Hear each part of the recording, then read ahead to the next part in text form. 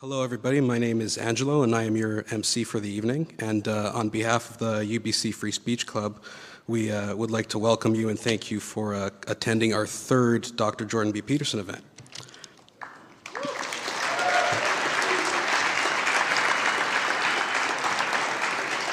Now, I know you're all very excited to hear the man, so I'm going to keep these opening remarks very short. The UBC Free Speech Club is devoted to the sanctity of liberty in our society and the necessity to keep liberty safe from those who want to destroy it. Within just a year, our club has grown to over 1,000 members and is now in the process of incorporation so that we may continue to bring speakers and host events such as this one. None of that would be possible without Dr. Peterson, who has inspired countless students all over North America to start speaking up on their campus. And in fact, this club sprung up around the same time when Dr. Peterson publicly came out against Bill C-16. That was just over a year ago, and since then, his philosophy of cleaning your room and sorting yourself out has bettered and influenced the lives of countless people. He's an accomplished psychologist, professor, and author. His book, Maps of Meaning, is an analytical window into the myths and cultures of humankind. And now he has written a new book. It's called 12 Rules for Life, An Antidote to Chaos, and is available for pre-order on Amazon with the release date of January 23rd, 2018. And on that note, on behalf of the UBC Free Speech Club, we would like to introduce you all to Dr. Jordan B. Peterson.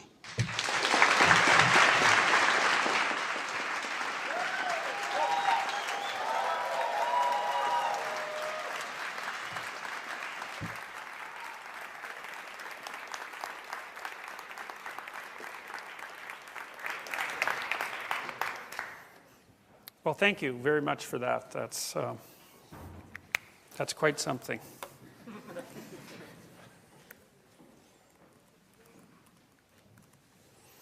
All right.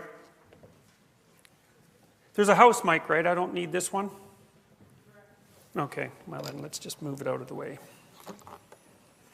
Great. So I'm going to talk to you tonight about the ideological nexus of postmodernism and Marxism. And I want to get into it fairly deeply, so we can have a thoughtful talk and then discussion afterwards. So it's a confusing topic because it's not obvious by any stretch of the imagination why postmodernism and neo-Marxism or Marxism proper would be aligned, because postmodernism is an anti-grand narrative philosophical movement and Marxism is a grand narrative, and so the fact that those two things seem to coexist in the same space definitely needs some explanation. And it's a very tricky thing to get to the bottom of. So we won't get to the bottom of it, but we'll get farther to the bottom of it than I've got before, and hopefully farther than many of you have got before. So let's see what we can figure out here. So I'm going to start with some definitions. I'll return to them as we continue.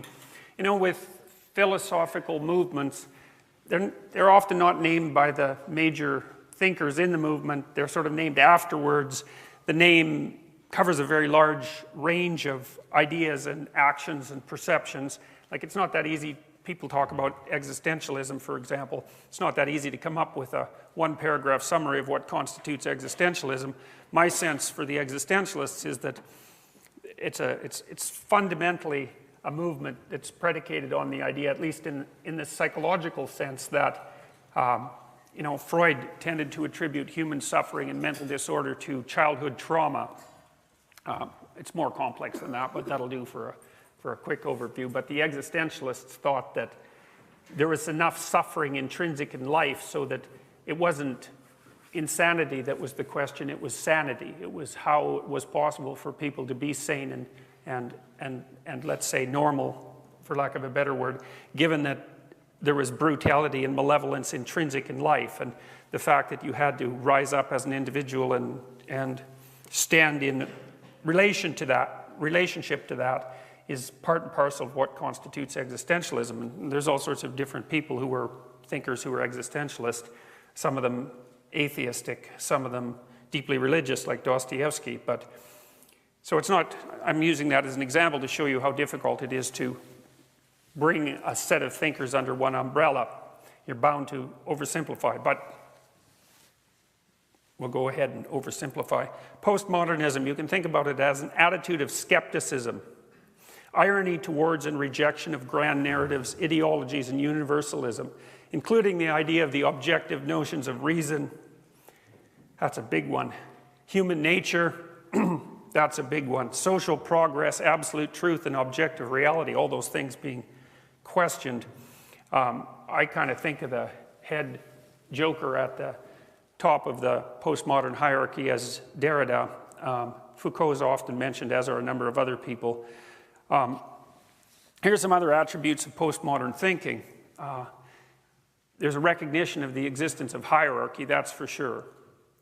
And there's an echo of that idea, the recognition of hierarchy, in the term patriarchy, because of course patriarchy is a recognition of hierarchy. Now it's a very particular kind of recognition, but the postmodernists also tend to define hierarchy as a consequence of power differential, and so the world they envision, as far as I can tell, is something like it's a sociologically Hobbesian nightmare.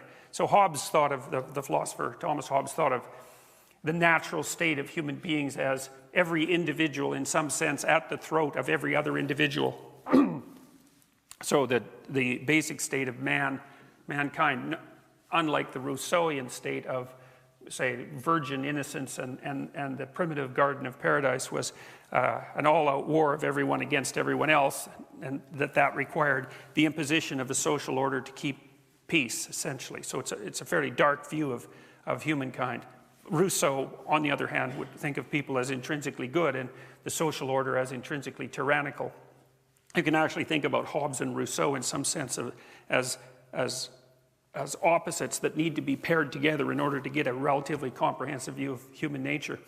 Well, the postmodern view is like the Hobbesian view in some sense, except you want to replace the individual with pyramids of social organization, so hierarchies of social organization that are based on group identity, and that the landscape in which those pyramids exist is one of unbroken enmity and inability to communicate. So it's a very dark view as far as I'm concerned.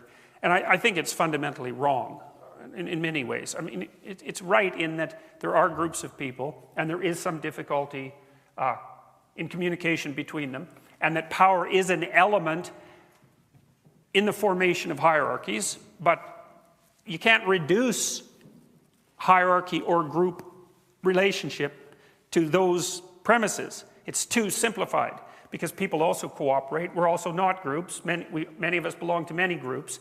So the actual situation is far too complex to reduce it to that degree. Even though you can come up with a good explanatory story if you do so, it doesn't capture the nuances, and they're not just nuances. It doesn't capture the essence.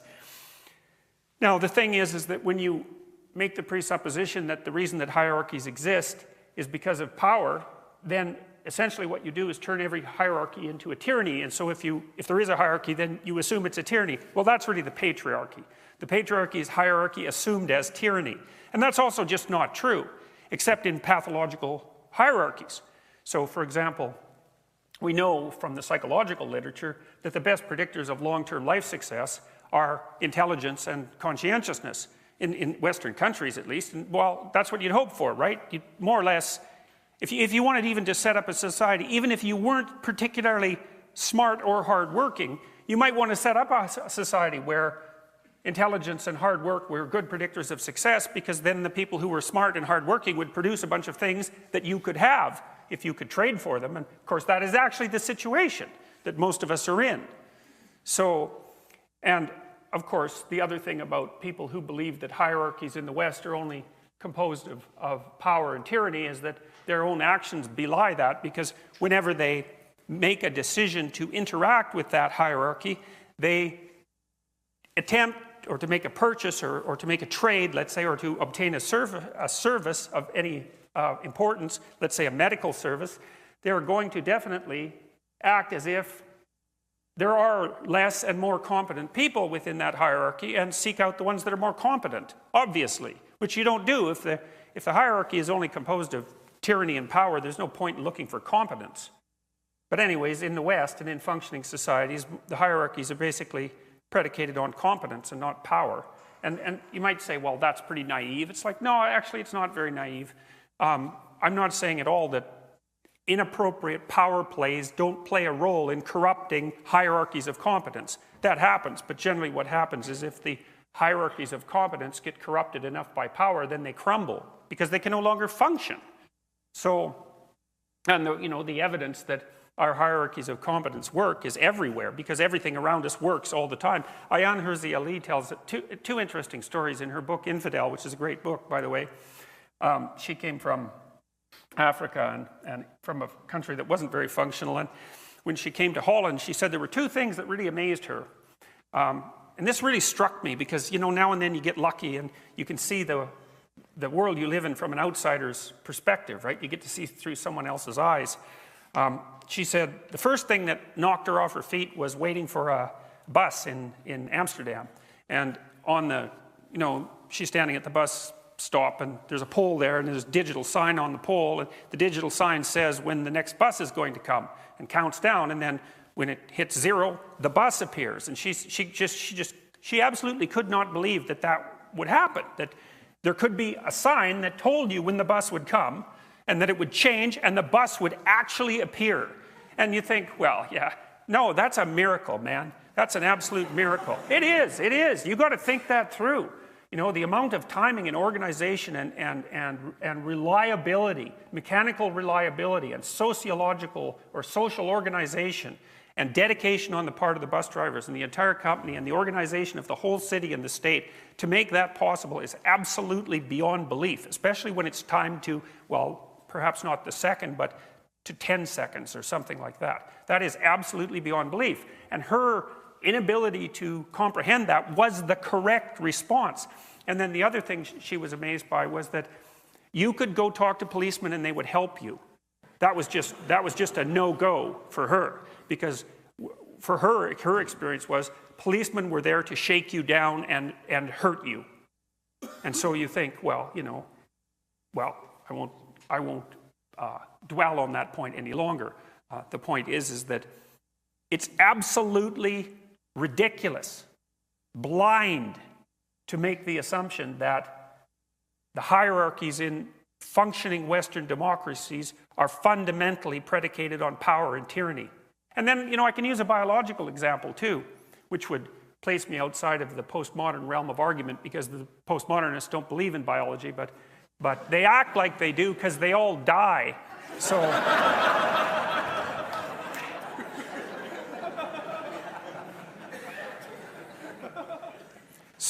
this primatologist named, well, I'll tell you two stories, okay, because these are really useful. So the one's about rats, and I got this story from Jaak Panksepp, who is a great neuroscientist. He wrote a book called Affective Neuroscience, which, by the way, is on my reading list that's on my website.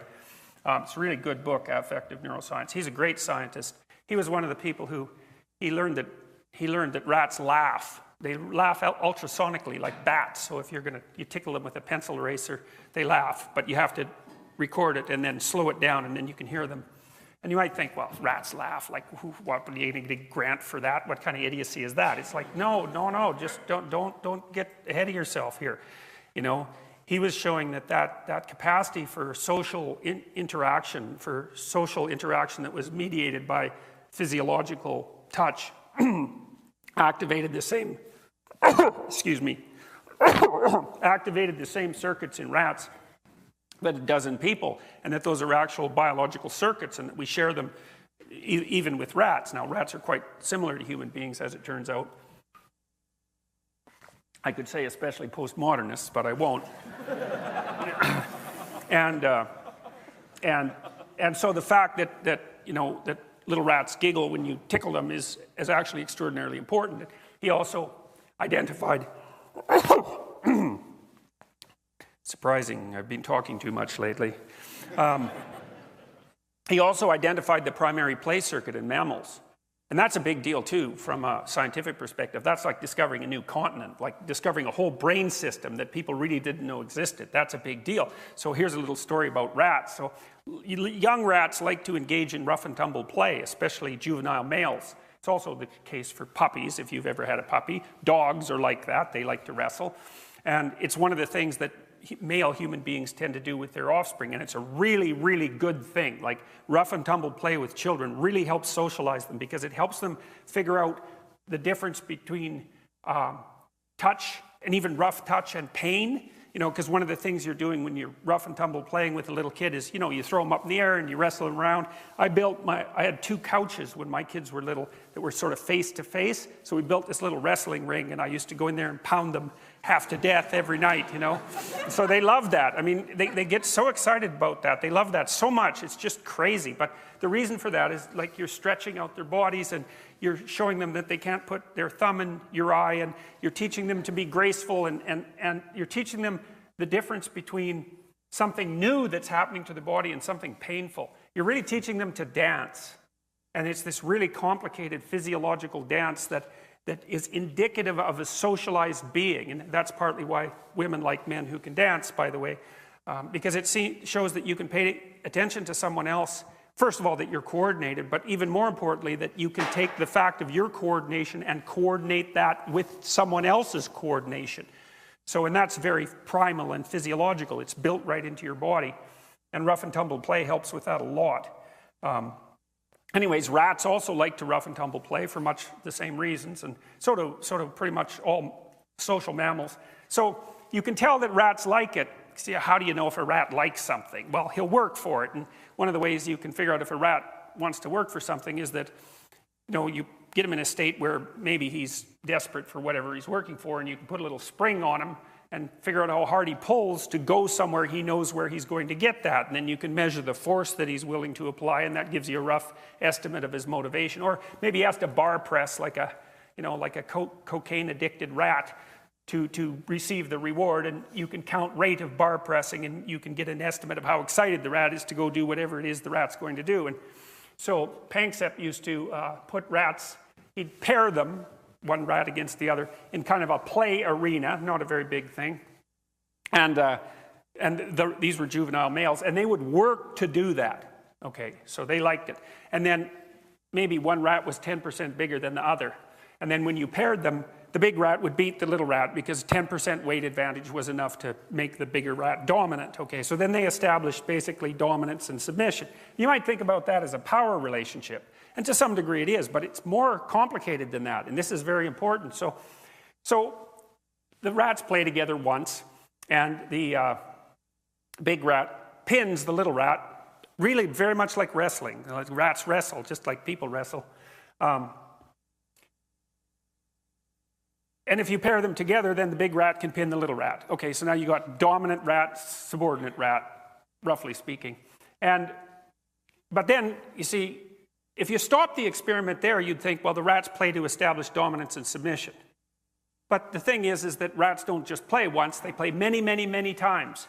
And that's also the case with human beings, is that you don't just play once, you play many, many times. And there's a difference between the rules of a game and the rules of a set of games. And that's so unbelievably important, so you keep that in mind, because we'll return to that. So anyways, the next time the two rats get together, the little rat has to ask the big rat to play, because the rule basically is subordinate entity asks dominant entity to play. And so the little rat does what mammals do to play. You know, they kind of put their paws down and put their rear end bit up in the air.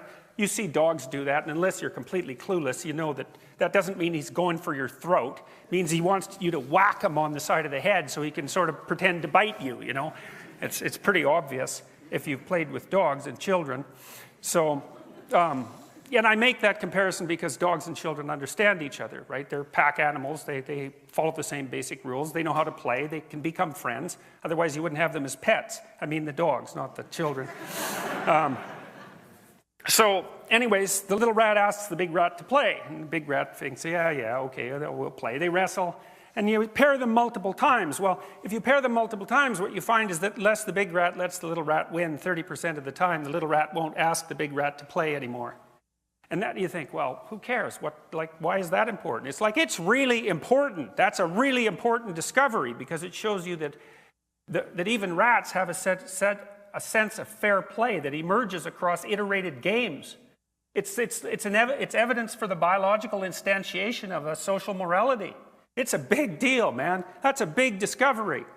And it shows you that even at the level of rats, they're very social animals, by the way. The interactions between rats are mediated by something like a sense of fairness or justice.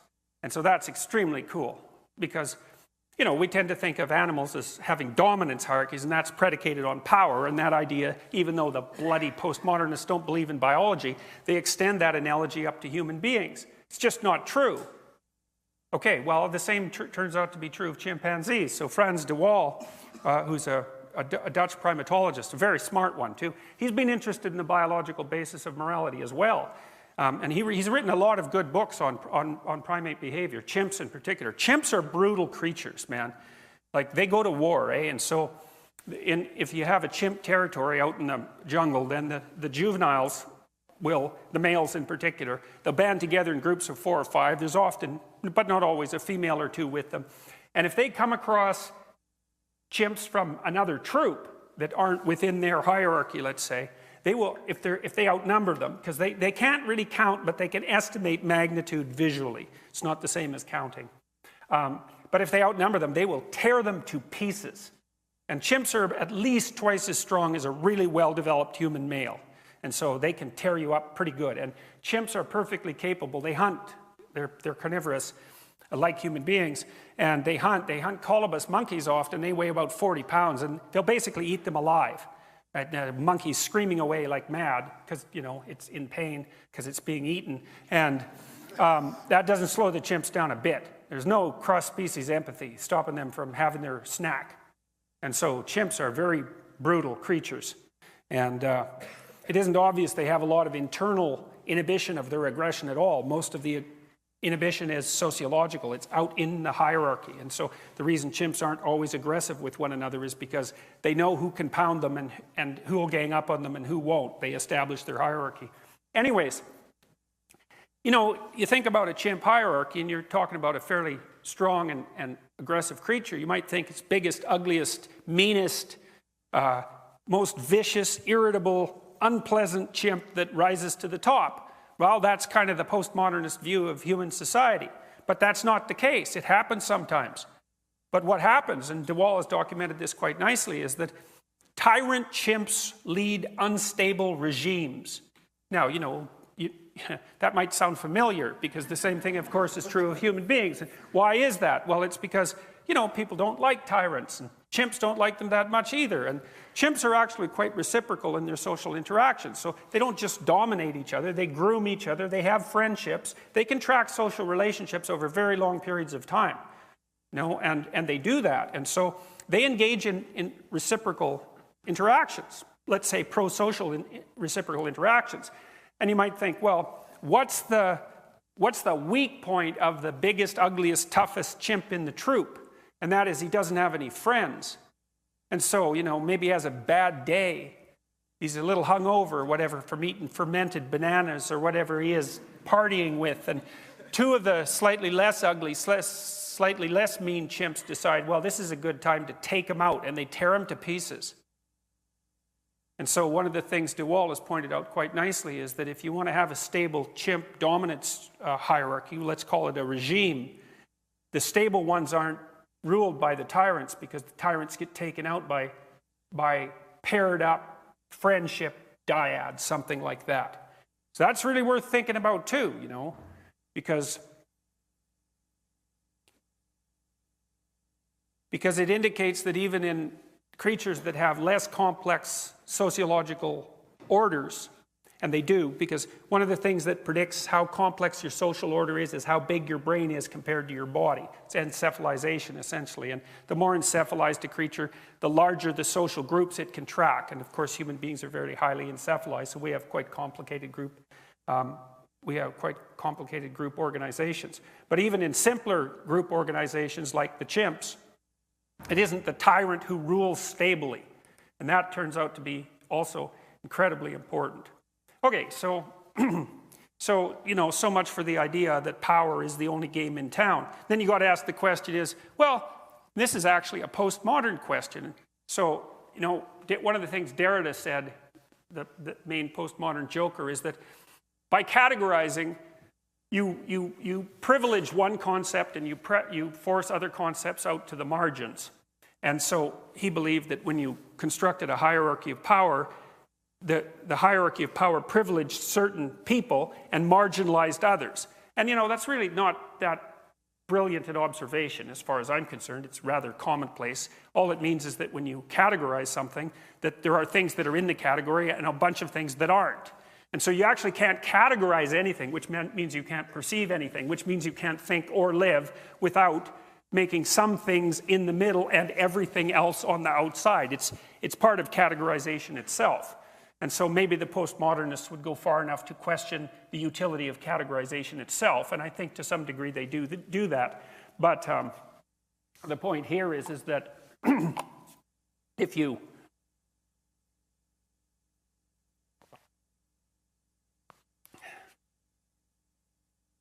have to ask why it is that you would, if you were a postmodernist yourself, why it is that you would privilege the idea of power above all else. It's exactly what is it that you're pushing to the margin.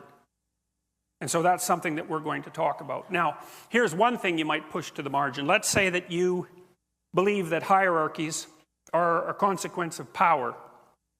Well, then you push competence to the margin. And then applying the postmodernist logic, you might say, well, the reason you're privileging power is so that you could push competence to the margin. And so you want to keep that in mind too, because that's going to become important as we discuss the relationship between postmodernism and Marxism. Maybe you're after the destruction of the idea of competence itself. All right, so, okay, postmodernism. We talked about it a little bit. We'll return to it. Now we're going to talk a little bit about Marxism. I've got a quote here from Marx. The proletarians have nothing to lose but their chains. Well, that was pretty good for like 1880 or 1890 or whenever it was he wrote it, somewhere around that period of time. Turned out the proletarians had a lot more to lose than their chains. They had their lives and their families to lose. And that was demonstrated amply as a consequence of the, what would you call it, the sociological movements that were put into place when the Marxist presuppositions began to govern societies like the Soviet Union. So, all right. So, let's take the same postmodernist approach. So here's some basic tenets of Marxism. It's bourgeoisie against proletariat. The bourgeoisie are the capitalists, the property owners, those sorts of people. The proletariat, working class, for all intents and purposes. The basic idea is that history itself is nothing but the, what would you call it, the documentation of the struggle of one class against the other. No, like that's wrong, but it's okay because it's too simple, obviously. It's obviously too simple. There's all sorts of motivations that people have. Some of them are economic, some of them are associated with power. But that's okay. We'll leave that. Let's give the devil his due and say, well, yeah, fair enough. There is still a fair bit of tension between the haves and the have-nots, and maybe that was even more intense in previous societies than it is now. And there's no doubt that economics plays a role in virtually everything that human beings do, and a fairly significant role. So let's accept that as a potential theory. It's simple, but maybe it's practically useful. And then there's kind of an offshoot of that theory, which is that, well, if you're a Marxist, that means you have sympathy for the working class, right? Because that's what you're saying all the time. It's like, well, the poor working class, they're all oppressed, the poor proletariat, and then you're also saying, well, we're the good guys because we're standing on the side of the oppressed. And so then you might also ask what you're marginalizing when you claim that you're the good guys, because one of the things that you would be marginalizing is all of the ways in which you're not the good guys, but we can leave that aside for a moment too. So, but there's the claims, is that, there's the working class against the ruling class. Another claim is the ruling class because they exploit the working class, basically stealing their excess labor from them. Another very, very, surfacely attractive claim that lacks any reasonable justification, because it's predicated on the idea of the world as a zero-sum game, and clearly the world is not a zero-sum game. So when someone creates wealth, when someone is wealthy, it can be, at least at times, because they created it, not because they swiped it from someone else. I think, you can think of someone like Bill Gates or Steve Jobs as a good example of that. You know, what they produced had a value that far exceeded what they garnered as a consequence of their production, even though what they garnered was very substantial. So anyways, but we'll get, like I said, we're going to give the devil his due. Okay, it's the bourgeoisie against the proletariat. We'll accept that. It's class warfare as the primary historical mover. No problem. Now, but here's one I'm not willing to give away so easily. We have sympathy for the working class, primarily, and we're good because of that. No, I'm not going to just like give that away so simply. So let's investigate that a little bit. Let's see if we can actually figure out if that's true. We'll say we use a pragmatic approach, because I'm a pragmatist in the William James sense. Or maybe you could think about it even more deeply and anciently. There's a statement in the New Testament, I think it's, by their fruits you shall know them. Fine. So we're going to walk down that road. Before we do that, so now that's another thing you have to keep in mind. Before we do that, I want to make one more detour, okay? So I like making detours and then tangling them all back together. So I want to give you a bit of a history of theories of suffering. And I'm going to compare the Marxist theory of suffering to the Judeo-Christian theory of suffering. And the Judeo-Christian would be, and the reason I'm doing that is because I think the Judeo-Christian theory of suffering is actually one of the foundation stones of our entire culture. And so it actually matters why you think there's suffering. And so the story that describes the entry of suffering into the world, the mythological story, is the story in Genesis, the story of Adam and Eve. And basically what happens in the story of Adam and Eve is Adam and Eve are unconscious to begin with, and they're sort of in this paradisal state. There's no death, or at least there's no knowledge of death. There's also no knowledge of self. And then Eve eats the apple that the serpent gives her, and the scales fall from her eyes, and she gives the apple to Adam, and he eats it as well, so she makes him self-conscious. They both wake up. The first thing that happens is they realize that they're naked, and they cover themselves up. And the second thing that happens as a consequence of that realization is that they come to know the difference between good and evil. And I mean, that's an insanely complicated story that's dealing with a absolutely incomprehensible number of complex phenomena simultaneously, but it basically goes something like this, is that to be aware that you're naked is to be aware of your fragility and your mortality. When you have a nightmare about being naked in front of a crowd, it means that you're exposed to the crowd. All your flaws, all your mortal vulnerability is exposed to the crowd for them to see, for you to be ashamed of, for them to judge. That's partly why we're all clothed. That's partly why why clothing is a human universal. There's many human universals, by the way. Clothing is one of them, although it's used for many different purposes. So Adam and Eve cover themselves up, and so it's because they've realized that they're vulnerable. They're naked and vulnerable. That's self-consciousness. Human beings are self-conscious animals. We're really the only self-conscious animals. Other animals have the glimmerings of self-consciousness. Some of them can identify themselves in a mirror, for example, but we have whole theories of ourselves. We have whole articulated verbal and philosophical theories of what a human being is and what we each are as individuals. So really, those aren't in the same conceptual universe. It's a whole different, it's a qualitatively different issue in the case of human beings. We're self-conscious. Self-consciousness loads on trait neuroticism, technically speaking, which means that self-consciousness is primarily something that manifests itself in the form of negative emotion. And we all know that. You're on stage, you get self-conscious. Is that a good thing? No. You can get so self-conscious that you're tongue-tied, right? It's not good. You don't want to be self-conscious on stage. Or maybe ever. You get self-conscious in the face of someone you're trying to impress. You turn all red, you stammer. It's like self-consciousness is a rough business. And it's no wonder, because you know yourself for the fragile fool that you are. And it's even worse than that, because, see, it took me a long time to figure out why it was that when Adam and Eve woke up, they also developed the knowledge of good and evil. I just couldn't figure that out, because it didn't make sense to me. How self-consciousness, knowledge of vulnerability, and the knowledge of good and evil were tangled together. Or even really what the knowledge of good and evil meant. But I figured it out eventually. I thought, oh, I get it. It was like a real revelation to me. As soon as you know you're vulnerable, you know the difference between good and evil. Because as soon as you know you're vulnerable, then you know everyone else is. And as soon as you know that everyone else is vulnerable, you know how to hurt them. And so that means you consciously know how to bring suffering into being. And that's the knowledge of good and evil. And you know that because let's say that you're really good at torturing people. And there's no doubt a number of people in the audience who are actually quite good at that. And maybe you all have a bit of an affinity for it. If you're married, I'm sure your partner would testify to that. So if you're going to hurt someone, what you think essentially is, okay, what would really hurt me? And then you think, well, I'll just do that to them. It's like, that's a good theory. It's very sophisticated. So anyways, so what happens? Adam and Eve wake up. They weren't supposed to do this. God told them that they were going to be sorry if they did that.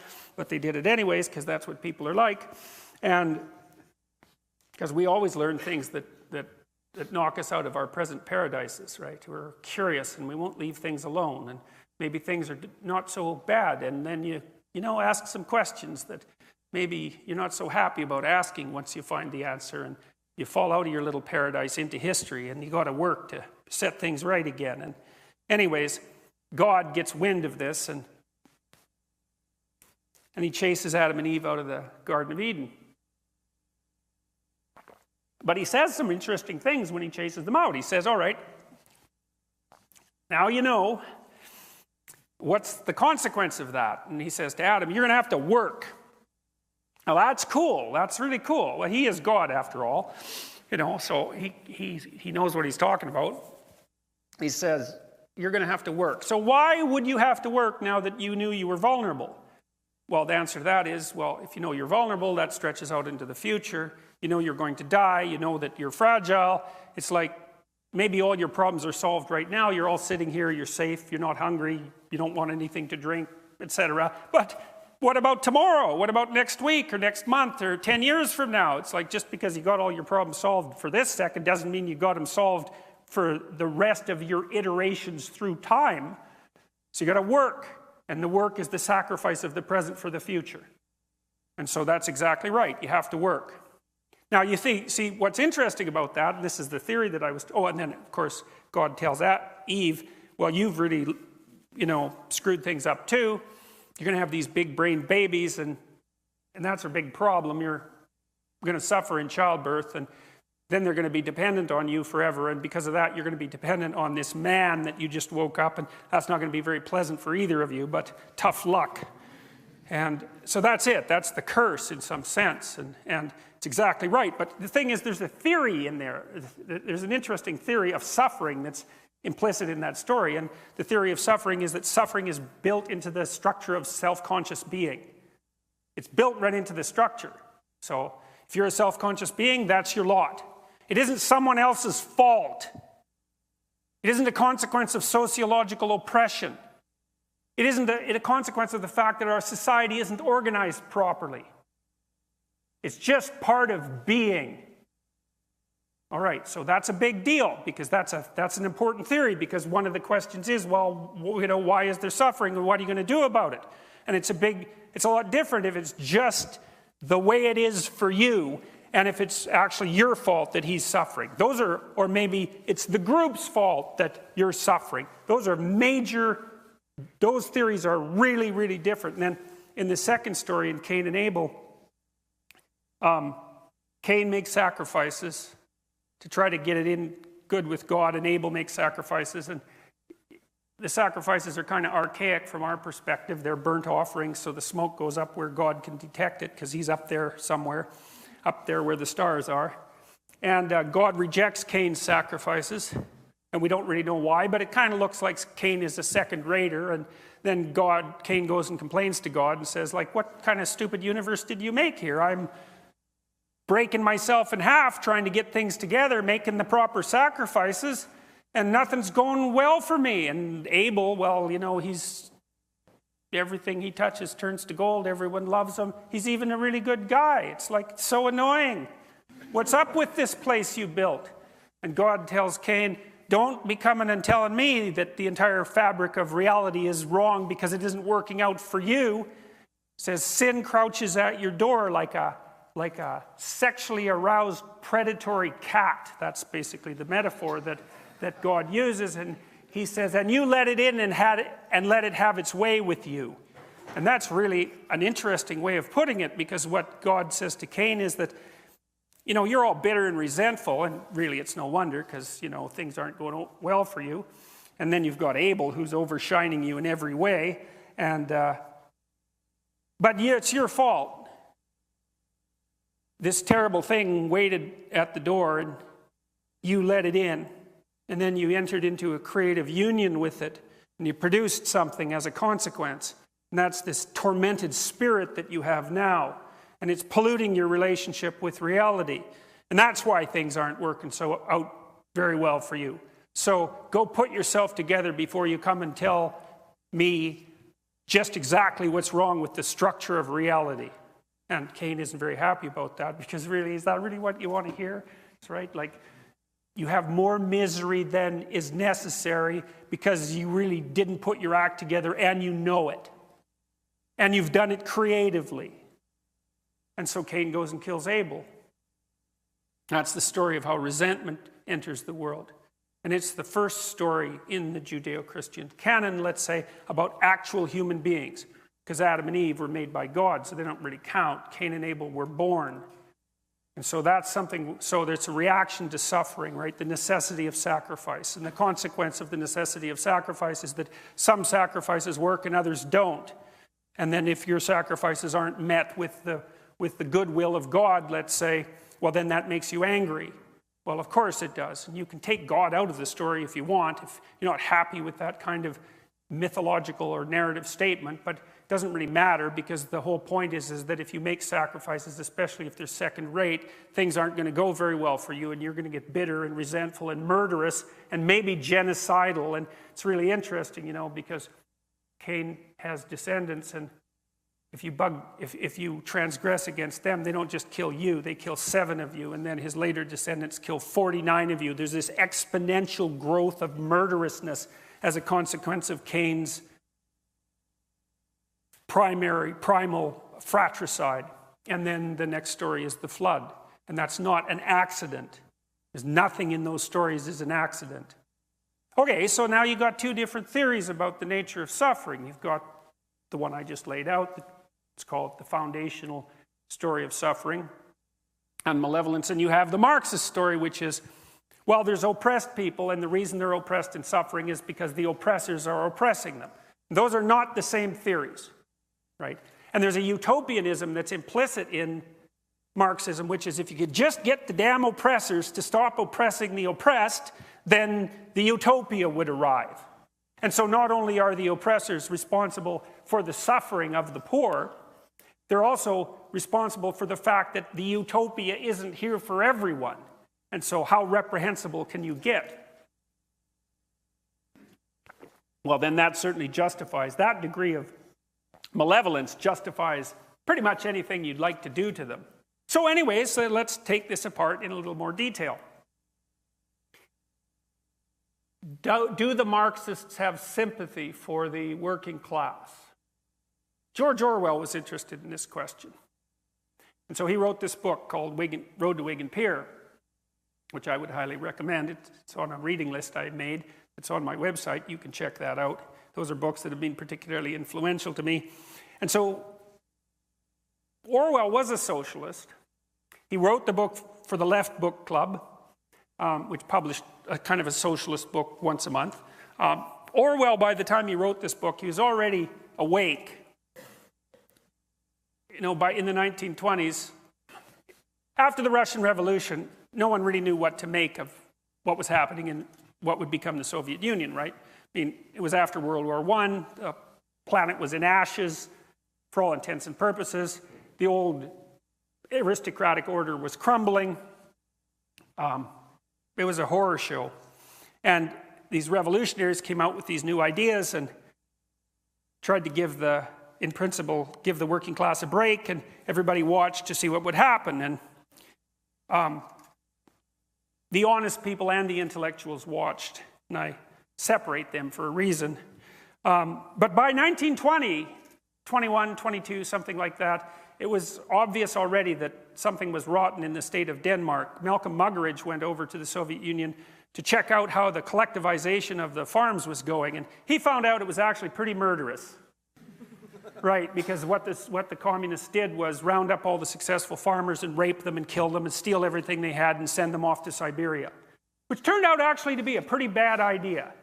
Now you think about it, those people were serfs not very long before, a couple of generations at most. And they were so not much more than slaves, and some of them had risen up to the point where they may have had a nice brick house and a couple of cows and maybe a person working for them or two. And there was a small proportion of the agriculturalists in the Soviet Union that were producing most of the food. And that's just how it goes, because that's a Pareto distribution issue. In any field where there's human productivity, a small proportion of the people produce almost all of the output. It's actually the square root of the number of people in the field produce half the output. So if you have 100 farmers, 10 of them produce half the food. But if you have 10,000, 100 of them produce half the food. Okay, so what happens when you kill all the good farmers? You starve 6 million Ukrainians to death in the 1930s. And, you know, that's not something that's all that widely known, but if you want to provide some additional fodder for your nightmares, you could go online and read about what happened to the Ukrainians in the 1930s. So that under the collectivization principles. So let's say you were a mother and you were starving to death, and so were your children, and you know the communists had come in and forcibly collectivized you, and then they took all the grain that your collective farm had produced and they shipped it all to the cities, eh? And so that's all done, and you think, okay, you know, the city's got to eat, and so then you go out in the field to pick up the grains that the harvesters missed so that you can, you know, the ones that they've been lying there, they're not so good, there's not that many of them. You go out and glean, you pick up the seeds that weren't picked up. So you can feed your kids so they don't die. And so what's the punishment for that? Death. Because you were obliged under the collectivization orders to turn in any additional grains that you happened to pick off the ground to the authorities so that they could be, well, who knows? But at least so they could be shipped to the cities, I suppose, which is, of course, absurd, because, of course, that would never happen. But it was mostly so that you could just actually die. So, okay. Anyways, back to the road to Wigan Pier. Now, I'm going to read you a little bit about from the book. So, Orwell went out to this mining town in the northern UK, and coal miners. Orwell had sympathy for the working class. He really worked on that his whole life, because he was a middle class, upper middle class, snobby type Englishman, and he knew it. And he tried really hard to overcome that. He served in the Spanish Civil War. He wandered around as a tramp. He worked in low-end restaurant. He worked as a low-end worker in restaurants in Paris and in London. He has a very good book, I think it's called Down and Out in Paris and London, that describes that. Like, he was a seriously committed dude and really a smart guy. And so he's going up to these terrible towns in the northern UK where the coal miners worked and had their families. And, you know, they had hard lives. They had hard lives, and that's just saying nothing. You know, the coal miners that he met, they didn't have any teeth by the time they were 30. He said, the women he talked to said, teeth are just a misery. It's better to get rid of them as soon as you can. And they went and the men went and mined coal, and that was rough. You know, they all had black lung by the time they were 40, and they were done fundamentally. But here's just a bit of a story about how hard their lives were. So they had to go in the mines during the day, so they never saw the day, so that's one thing. They had to go to the mines, and then they had to, like, knock coal off the walls. That's hard, with hammers and picks and all of that, and they had to move it. But that was their job, but there was the commute. So here was the commute. So imagine that the typical tunnel was about that high, something like that, and the typical coal miner was about that high. Well, that's a problem, eh, because you got to walk through those tunnels to get to work. So you have to walk like this. Then the question might be, well, how far do you have to walk to work? And the answer is 3.5 miles. And that's how far you have to walk back from work after you've put your 8-hour shift in at the coal mine. And you don't get paid for the commute. And so Orwell said that was more or less like climbing a small mountain in the morning before you went to work, and then climbing another one at night before you went home. And so that was just, I mean, believe me, I'm telling you very little about how tough their lives were. But that gives you a little flavor. Actually, one day like that for a modern person, you're dead, eh? Or you wish you were dead anyways. And so Orwell talks about going up there to stay and terrible places he lived in while he was up there, and the terrible food he ate, and the miserable, wretched scenes that he saw. And here's one of the miserable, wretched scenes. He's on a train through the neighborhoods. He says, "The train bore me away through the monstrous scenery of slag heaps, chimneys, piled scrap iron, foul canals, paths of cindery mud, crisscrossed by the prints of clogs." This was March, but the weather had been horribly cold, and everywhere there were mounds of blackened snow. As we moved slowly through the outskirts of the town, we passed row after row of little grey slum houses running at right angles to the embankment. At the back of one of the houses, a young woman was kneeling on the stones, poking a stick up the leaden waste pipe which ran from the sink inside, and which I suppose was blocked. I had time to see everything about her: her sack apron, her clumsy clogs, her arms reddened by the cold. She looked up as the train passed, and I was almost near enough to catch her eye. She had a round, pale face, the usual exhausted face of the slum girl who's 25 and looks 40 thanks to miscarriages and drudgery, and it wore, for the second in which I saw it, the most desolate, hopeless expression I've ever seen. It struck me then that we, meaning the middle class at that time, are mistaken when we say that it isn't the same for them as it would be for us, and that people bred in the slums can imagine nothing but the slums. For what I saw in her face was by no means the ignorant suffering of an animal. She knew well enough what was happening to her, understood as well as I did how dreadful a destiny it was to be kneeling there in the bitter cold on the slimy stones of a slum backyard, poking a stick up a foul drain pipe. All right, so Orwell writes the first part of the book, and it details the lives of these people. And then he makes an argument. He says, like, how can you read about this? How can you know about this without having some sympathy for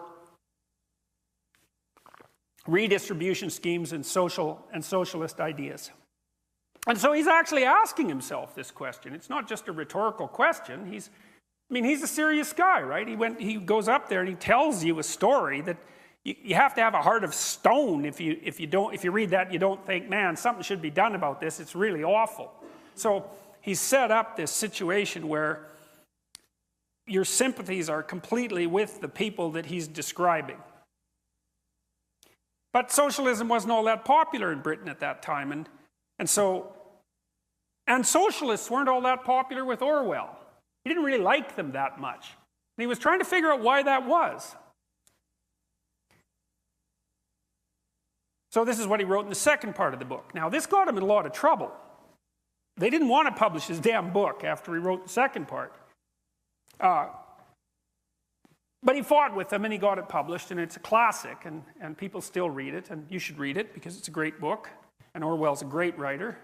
And Orwell was another one of those people, intellectuals, who woke up pretty early. You know, Orwell wrote Animal Farm in 1984. He wrote 1984 and 1948.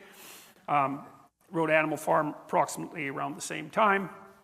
He knew what was happening under Stalin, and he wasn't afraid to say it.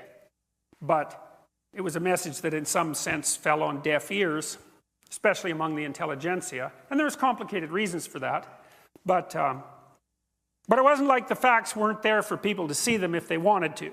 And as I already said, Malcolm Muggeridge had made it pretty clear in the 1920s, and that was widely publicized, by the way, throughout the UK, what was happening during de-kulakization, the kulaks being the farmers that I talked about earlier who had committed the unspeakable sin of crawling out of their serf status over a couple of generations to the point where they weren't mere property and half-starved. So this is what Orwell had to say about socialists. It might be said, however, that even if the theoretical-oriented, book-trained socialist is not a working man himself, at least he is actuated by a love of the working class. He's endeavoring to shed his bourgeois status and fight on the side of the proletariat. Obviously, that must be his motive. But is it? Sometimes I look at a socialist, the intellectual, tract-writing type of socialist, with his pullover, his fuzzy hair, and his Marxist quotation, and wonder what the devil his motive really is. It's really difficult to believe that it's a love of anybody, especially of the working class, from whom he is, of all people, the furthest removed.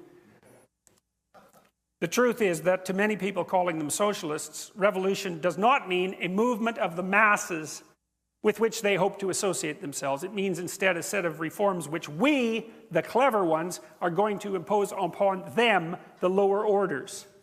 On the other hand, it would be a mistake to regard the book-trained socialist as a bloodless creature entirely incapable of emotion.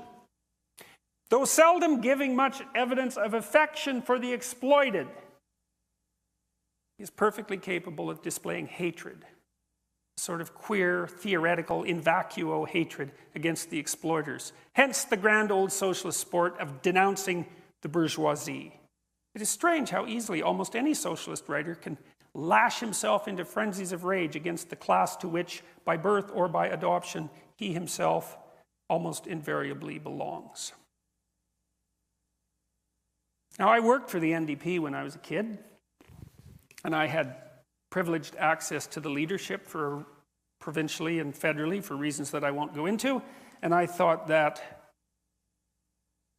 many of them were honorable people who were really striving to give the working class a voice. And I believe that the working class needs a voice, a political voice, for obvious reasons. I think the Democrats in the United States have made an absolutely dreadful, abysmal mistake replacing their working class political ethos with identity politics. We're going to talk about that. And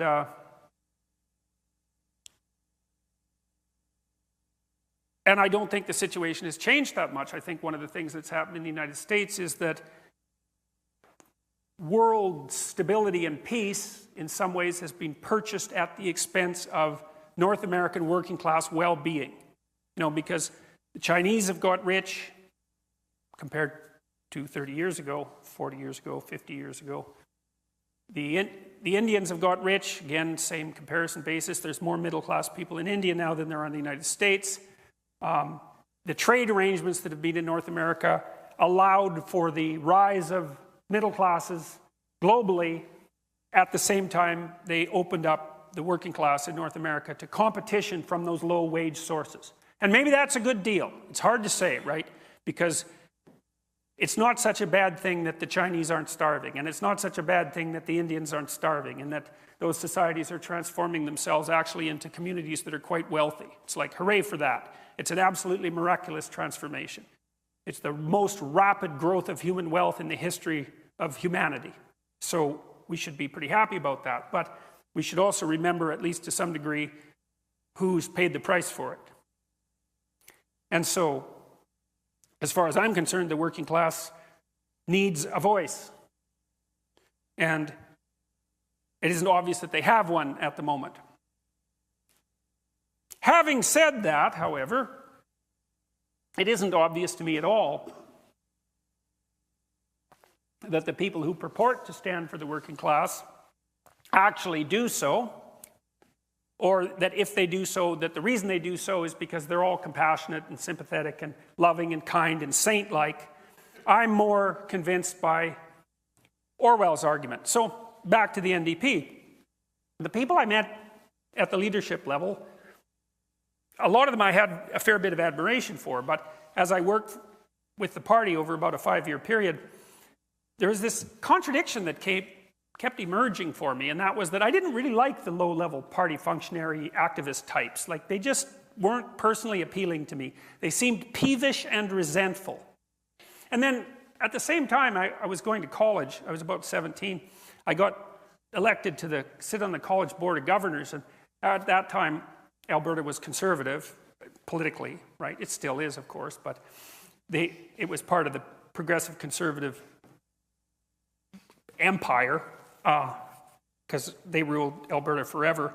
And all the Board of Governor members were basically nominees, right? They were conservative nominees, so these were conservative people. And I was an NDP member, and I thought, and I'd worked for small businessmen too who weren't NDP. They were conservative. I could never figure that out, but I'll tell you about that in a minute.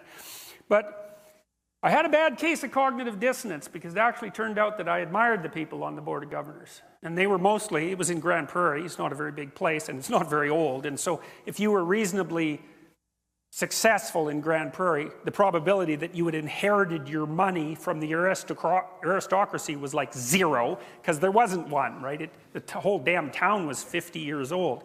So if you had any influence or wealth, you were a small businessman, small to middle-sized businessman, and you knew what you were doing. And I actually admired these people.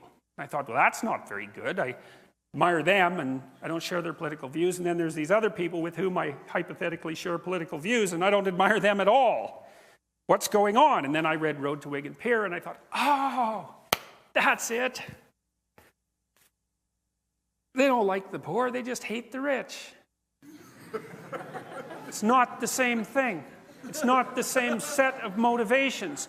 And so let's say that you're a postmodernist and you privilege compassion for the oppressed. Think, well, what do you push to the margins? Well, what are you doing with all your hatred and your resentment and your evil? It's like, you don't have any of that? That's a bad theory. That's a really bad theory. Okay, so fine. So you can say, well, yeah, you can say that, but I don't buy it. I still think that the people who stand to speak for the oppressed are in fact motivated by empathy and sympathy. Their hearts are in the right place. See, I don't really buy that either, because I don't really think, generally speaking, that it's a credible claim for someone to make that their heart is in the right place. Now, you can ask that of yourself, and if you think your heart is in the right place, well, more power to you. You know, I can't see the halo from here, however. And so given that you're just as malevolent as your neighbor, or maybe even more so, and that that's actually pretty malevolent given the intrinsic nature of human beings, I can't help but wonder what you're doing with all those traits that you're not admitting to. But you could even object, well, you know, that's a pretty pessimistic view of humankind. It's not, by the way. It's just not naive. But anyways, you could object that, and you could say, no, actually, the weight of moral authority is, in fact, on the left, even the radical left, with those who identify with the oppressed and who are working to better their conditions. Okay. Fair enough. So then let's say, well, let's give those people some power.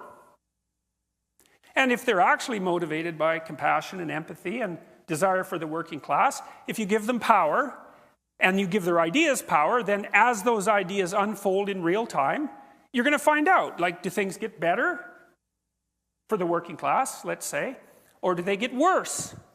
Because we could consider that like an experiment. We could consider the outcome proof. I don't know what else you would do. I don't know how else you would come to your decision, because it's just theory till you see it happen. Now, Nietzsche said back in the late 1800s that after he said that God was dead, and I suppose that would also mean the theory of suffering that I outlined at the beginning that is at the basis of Judeo-Christian civilization, that God was dead and that people had killed him and that we'd never find enough water to wash away the blood. It's a paraphrase, but I've got the basic message right. And he also said there'll be two consequences of that: nihilism, because there's no transcendent meaning, and a move to totalitarianism because people can't tolerate nihilism. And he said the most likely pathway to totalitarianism would be communism, essentially. He didn't quite use those words, but he meant that. The words are close enough. He said socialism, but I'm going to use communism to distinguish it from democratic socialism.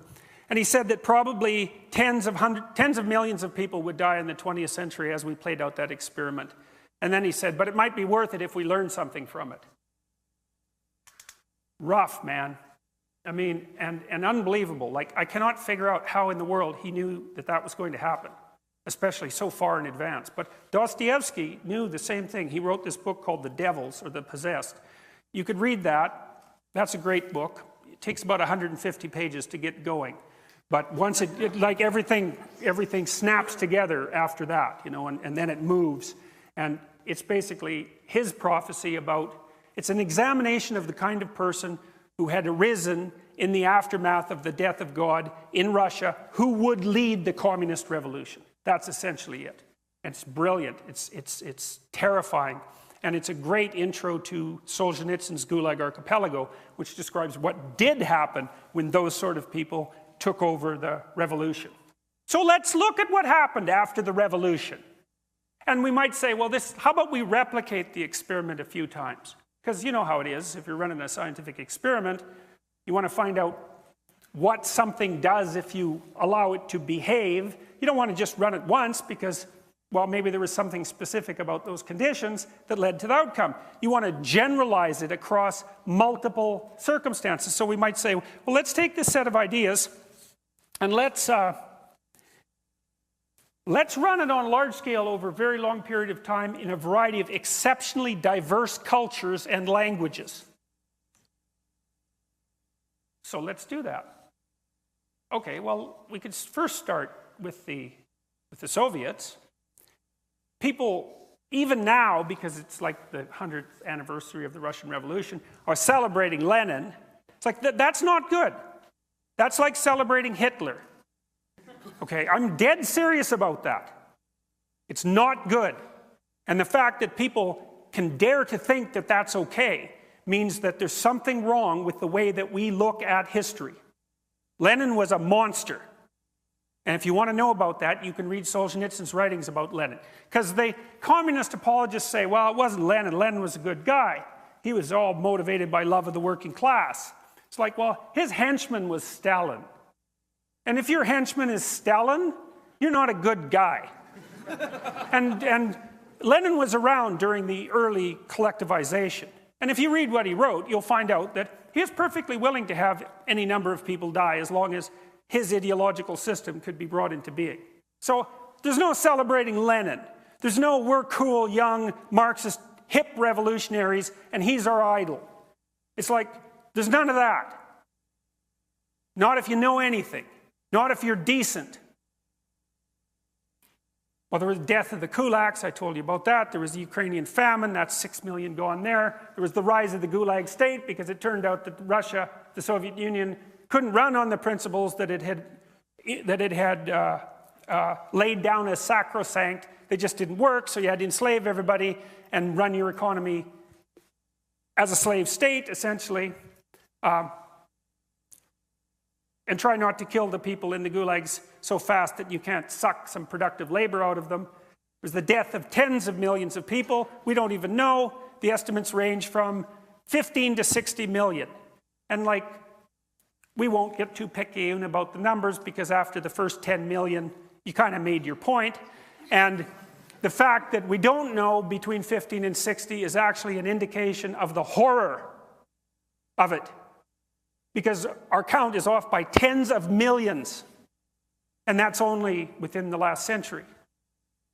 And then there was the 1956 crackdown on Hungary and the 1968 invasion of Czechoslovakia. Then there was the whole like thermonuclear Holocaust thing that was going on at the same time, and the fact that in 1962 and in 1984 we were seconds away from complete annihilation, right? During the Cuban Missile Crisis, the keys were in the intercontinental ballistic missile release systems, and Castro, as he admitted to Jimmy Carter, in case any of you are Castro fans, which you shouldn't be, that he was perfectly willing to have Cuba annihilated if it would have meant the defeat of the United States. And then in 1984, approximately, I may have the date exactly wrong, the Russians received an indication from their early warning systems that the Americans had launched 5 thermonuclear missiles, and one Russian decided that it was a mistake and refused to launch the retaliation. And he just died about 2 weeks ago. So, you know, that was pretty close. And so that was experiment number 1, let's say. That wasn't good, that experiment. Let's put it that way. It wasn't good. It was exactly the antithesis of good. It was precisely the antithesis of good. But that wasn't all. I mean, there's the People's Republic of China. That's a different country, like seriously a different country, right? Different tradition, different language. How many people died in China under Mao? No one knows.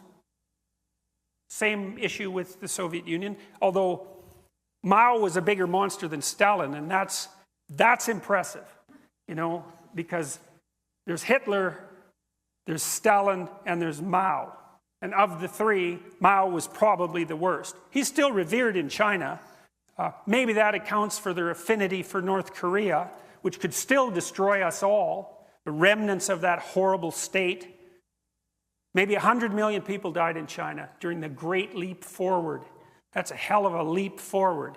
Well, maybe it wasn't 100 million, you know, maybe it was only 40 million. But as I said before, when you're counting in the tens of millions, your point's already made. And then there was Cambodia and the killing fields, and Bulgaria and East Germany and Romania and the Democratic People's Republic of Korea, that's North Korea, and Vietnam and Ethiopia, Hungary, etc., etc., etc. It was never a successful communist state.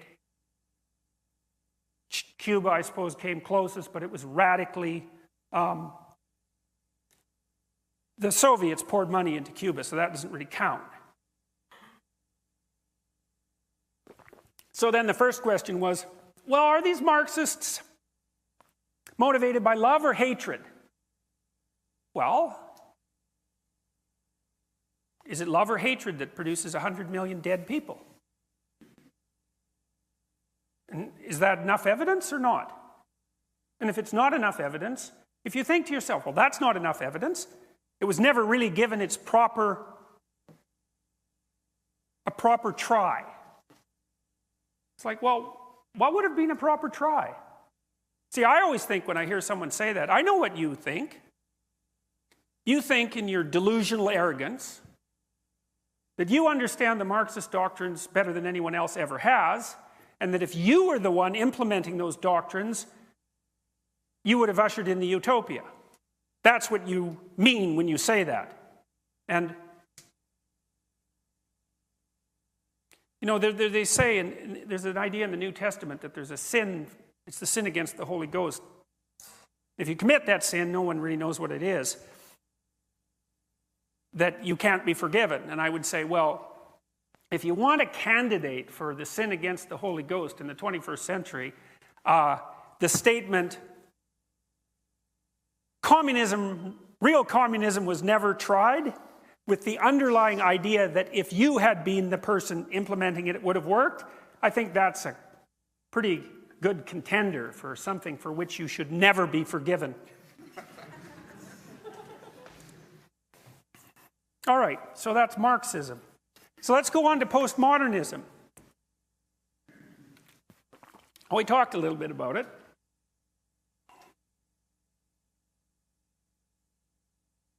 Now, hypothetically, it's an attitude of skepticism, irony towards rejection of grand narratives, ideologies, and universalism, criticizes objective notions of reason, human nature, social progress, absolute truth, and objective reality. It's predicated on the idea that the reason that you categorize, especially, that the reason that you categorize is to marginalize. You categorize to marginalize to obtain power. Power is pretty much all there is. There's other elements of postmodernism. One of them is that human nature is merely a social construct. See, the reason for that, as far as I'm concerned, and this is a postmodern critique as well, I'm going to move the center to the margin and the margin to the centers. Why would you think that human nature is only a social construct? Well, here's why. It's because that means you could construct it any way you want to. That was a very common idea among the communists. You know, that's why Mao wanted to wipe out Chinese history. That's why the Red Guard went around in China and tried to destroy everything, every element of China's history prior to approximately 1960. Right, that great culture, thousands and thousands of years old. As well, so you could bring in the new man. Well, what was the new man? Well, it was whatever slave Mao happened to fantasize about.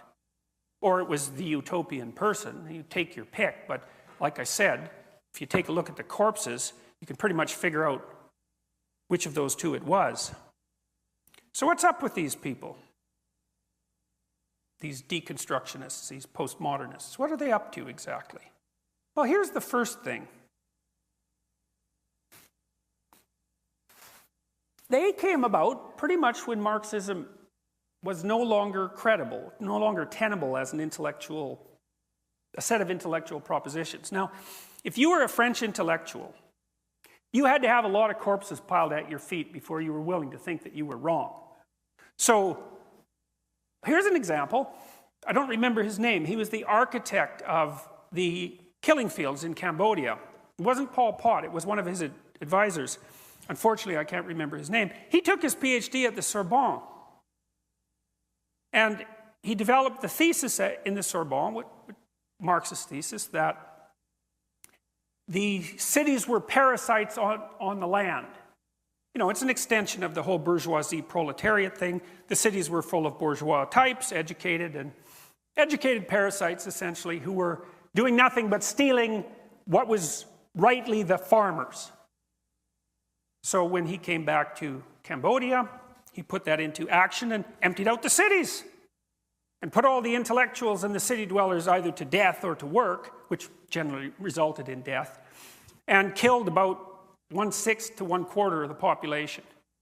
But he got his PhD from the Sorbonne. And that's a good story because that's exactly how complicit the Western leftist intellectuals were in facilitating the horrors of the 20th century. And it's not like we've learned anything since then. Quite the contrary. We've just gone underground. And that's what I see. That's what I see when I see postmodernism. So what happened was, despite the affinity of Western intellectuals for Marxism, maybe because they weren't paid as much as bankers, let's say, if we're being cynical about it. Because I've often thought that if you paid sociologists as much as investment bankers, they'd be capitalists very rapidly. Well, which is also to say that you may underpay intellectuals at your peril. And you know, that's actually dangerous because one of the things that's happening is that as the universities have become corporatized and corrupted in a variety of ways, more and more of the professors are adjuncts, right? I think it's up to 30, 40, 50%, something like that now. They've got no tenure, they've got no job security, and they're paid like $24,000 a year. It's not a good idea to radicalize the people that are teaching your children. But anyways,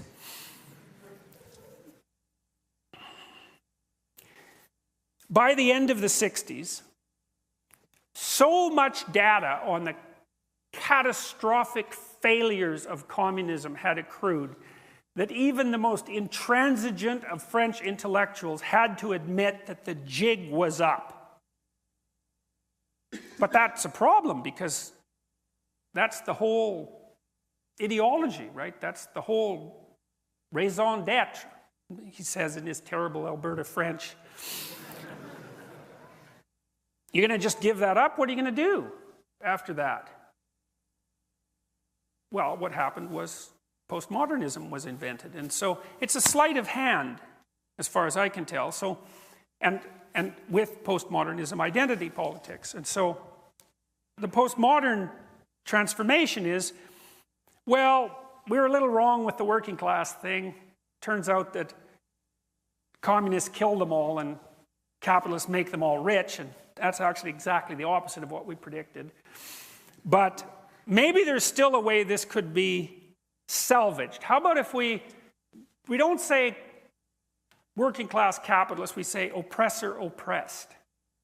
We'll just transform the terminology a bit, and we'll start thinking about all the other ways that people are oppressed, and all the other ways that people are oppressors, and then we can play the same damn game under a new guise.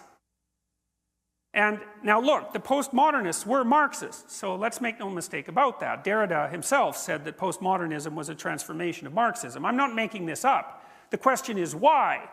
Well, because you could say, well, postmodernism is a valid philosophical school, and we'll get into that for a minute, and they make some valid claims. One of them, for example, this is a central postmodernist claim, is that there's an infinite number of ways of interpreting the world, and that actually turns out to be technically correct. Part of the reason that we've had a very difficult time building robots, AI robots, that can operate in the real world is because perceiving the real world turns out to be so difficult that we really can't figure out how human beings do it. Because it is susceptible to an infinite number of interpretations. So that's actually correct. Now, I'm not going to give the postmodernists a tremendous amount of credit for discovering that, because it was discovered simultaneously in about 5 disciplines at pretty much the same time. But you give the devil his due. So what's the logic? It's something like, well, there's an infinite number of interpretations of the world. You can't tell which of those are canonically correct. The basic narrative of human struggle is oppressor versus oppressed. We use category structures to constrain that infinite number of interpretations. Because the basic narrative is oppressor versus oppressed, we choose those narratives that serve our function as oppressors. So it's deeply cynical, but credible. You know, and you can say, if you're not naive, that people are motivated by power, and that our interpretations of the world can be self-serving. I mean, we do want to serve ourselves after all, because otherwise we die. And we are centered in one place, and so we can't see everything, and we're biased. So there is the probability that the way that we look at the world will be tainted by narrow self-interest, and maybe even tainted by in-group interests beyond narrow individual self-interest. And we know this is true, but it's also not all bad. You know, like a good person takes care of his or her family. Well, what does that mean? It means you prefer your family to outsiders. Are you going to get rid of that? It's a form of prejudice. Like, it really is. Like your choice of sexual partner is a form of prejudice, right? I mean, maybe it should be distributed in an egalitarian manner. Hey! That would be a lot funnier if it isn't a possibility. Like in Huxley's Brave New World, that was the rule. You shared yourself with whoever asked, because it was rude not to. And you know what? It is actually rude not to. It's seriously rude. Now, is that something you want to take away from people? You want that to be distributed in an egalitarian fashion? How prejudiced are you when you choose someone to sleep with? You choose that person and not everyone else. It's the ultimate in prejudice. You say, well, that's not prejudicial. Oh, yes, it is. You usually go for the most attractive partner you can find. You usually go for the healthiest partner. You go for the best person you can find who can tolerate you. It's prejudicial in every possible way. So you're self-serving, and you construct a view of the world that serves those self-serving causes, and some of that has to do with power. Fair enough. That doesn't mean it all has to do with power, though. It means that some of it has to do with power. It's like racism. People are kind of racist. Or maybe people prefer their in-group. It's not that easy. Or maybe people prefer the familiar to the novel. You know, that IAT that the social psychologists have come up with, implicit association test, that measures unconscious bias. We don't know what the hell that measures. The people who invented that bloody thing, they know we don't know what it measures. They know it's not reliable. They know it's not valid enough to be used as an individual diagnostic instrument. That's technically the case. They also know that you can't train people out of their unconscious biases, because there is not much difference between unconscious bias and instantaneous perception. But they don't really care. I've written to Mazrin Banerjee, who's one of the inventors of the IAT, several times saying, how about you come out in public and say what you already know, which is that people are misusing your damn test. Silence. Well, that's partly because her discipline, social psychology, is a corrupt discipline, as the social psychologists have discovered over the last 4 years, and been turning themselves inside out trying to rectify, which they haven't. Anyways, we're giving the devil his due.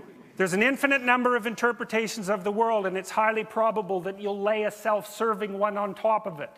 Yes, and also that it'll serve the interests of your group, however you define that. Yes, but it only accounts for a fraction of your behavior. There's all sorts of other things at work as well. And you don't get to reduce all human motivations to one motivation, power. And then you might also ask, well, why would you want to reduce all human motivations to power? It's so you can use power. That's why. You can justify the use of power. That's force. You don't have to engage in civilized debate. You don't have to give a damn about the facts, especially if you're not a postmodernist, because you don't believe in facts anyways.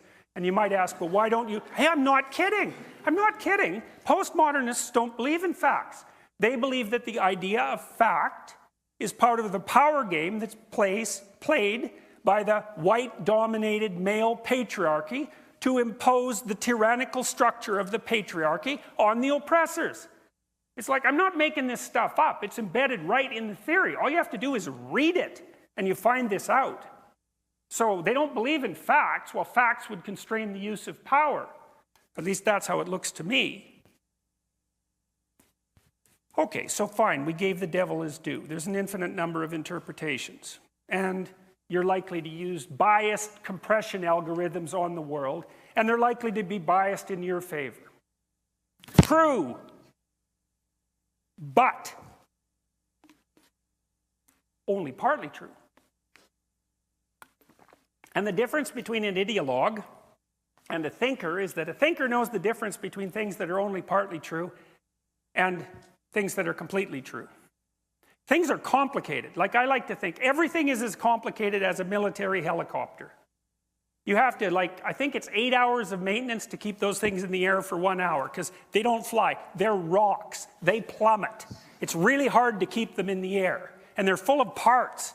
And if you don't know all those parts, you don't go in there and monkey about with them, because you just wreck it. And that's just a helicopter. Like, everything is way more complicated than a helicopter, so you don't just go muck about in there hoping you're going to make it better. That isn't how it works. You need to be competent. All right, so look. Here's where the postmodernists are wrong. I think there's 3 places, and there's serious errors. The first is that there is an infinite number of interpretations, but there is not an infinite number of viable interpretations. There's a very finite number of viable interpretations, and I don't think that this is theory. I think that game theorists have already demonstrated this to some degree, and it's going to be built into AI systems very rapidly. Okay, so what are the constraints? Okay, first of all, you can't have an interpretation that leads immediately to your death or you're dead. Now, if you want to be dead, that's fine, but if you don't want to be, then you've got a lot of limited options, right? You don't get to run naked across an 8-lane freeway at night blindfolded, because probably you'll be dead. That's a bad interpretation. Okay, so you might say, because you're fragile and vulnerable and mortal, that there's a limited number of ways that you can look at the world that don't result in, let's say, death or serious damage or agony. That's a bad thing. Agony is a bad thing. Most people agree on that. So you're constrained by pain and anxiety. At least your interpretations are constrained by pain and anxiety. And you can make pain worse or better by thinking about it to some degree, but only to some degree. When push comes to shove, pain is your master. Okay, so that's a big constraint. That's a big, big constraint. Well, but the constraints are worse than that, because not only do you not get to have an interpretation of the world that produces anxiety and suffering right now, but you don't get to have an interpretation of the world that, if you iterate it across time, produces pain and suffering. And so that's a big problem, because there's lots of... You could go out tonight and get yourself blind drunk on cocaine and sleep with 6 hookers. And maybe that'd be a good night. You might not think about it being so good tomorrow, but then maybe you're dead of AIDS in a year. Or maybe you're addicted to cocaine, or maybe you're a street alcoholic, or whatever. It's like, as an iterable game, that's downhill. And the thing is, you play iterated games. You don't play one, you play iterated games. And so your interpretation of the world has to be one that will sustain multiple iterations across time. Because you have to worry about 40-year-old you and 60-year-old you. And that's a big problem. That's a lot of yous stretched over a long period of time. And it's worse than that, because it's not just you. It's like you and your family, right? And not only do you have to take care of yourself now in a manner that allows you to take care of yourself when you're 40, you have to take care of yourself now in a manner that takes care of you when you're 40, so that other people are happy to have you around now and continually, so that they'll cooperate and compete with you in a positive way. And so that's getting ridiculously complicated. It's not just you now and you in the future. It's you surrounded by other people doing the same thing now and in the future. And there's a lot of other people. It can't even just be you and your family. You know, like the psychopathic burglar mob. That's just not going to go so well, right? Other people are going to object, and the world's going to object. And so fine, there's an infinite number of interpretations. That doesn't mean there's an infinite number of viable interpretations. In fact, there are hardly any. There are hardly any playable games. Now Piaget, Jean Piaget, the developmental psychologist, who's a very smart guy, he pointed out something very interesting. He said, imagine you ran a set of iterated games as a competition. And in one iterated game, the rule was, you bloody well do what I tell you to. And the other one is, well, we'll all get together and decide how we're going to do this. Okay, now we run the competition. Now, Piaget's claim is, you do what I tell you fails. And the reason for that is I have to impose force in order to keep you cooperating. And the imposition of force is a cost. It's an efficiency cost. And across time, that efficiency cost is going to multiply, and the equilibrated state solution, which is the one where we all agree, it wins. Now that's worth thinking about. You think about that locally. So you're trying to organize your family. You have a little family conference about who's doing what in the household. And if you want peace and harmony and an iterated game, you get everybody to say, well, here's the tasks, and they have to be done. People have to agree on that. And then you say, well, which task would you do? You have to do some. How about you? And, you know, which task would you do? And everybody agrees. And then you say, well, unless you can come up with a better solution, that's the one we're going to go with. And then people can be a little resentful and angry about the conditions of existence where they have to work, but they can't really blame that on anyone else. And maybe that's the best solution you can come up with. And that was Piaget's idea of the equilibrated state. It was like, it's a voluntary agreement that can be iterated across time that works at multiple levels of social organization. Man, that's a serious, serious, serious set of constraints. And Piaget, by the way, was looking for a way to reconcile science and religion. He was looking for a biological origin to morality. And he thought he found it in the idea of the equilibrated state. And it's even deeper than that. So imagine this equilibrated state idea is actually, there's something to it. That if you set the state up properly, it will iterate across time so long that it becomes a permanent part of the environment. A hierarchy is that's exactly what a hierarchy is. Hierarchies are 350 million years old. They're not the patriarchal invention of white European Christian males in the last 300 years. They're 350 million years old. They're stable solutions to this iterated game problem. And they've been around so long that we're actually adapted to them.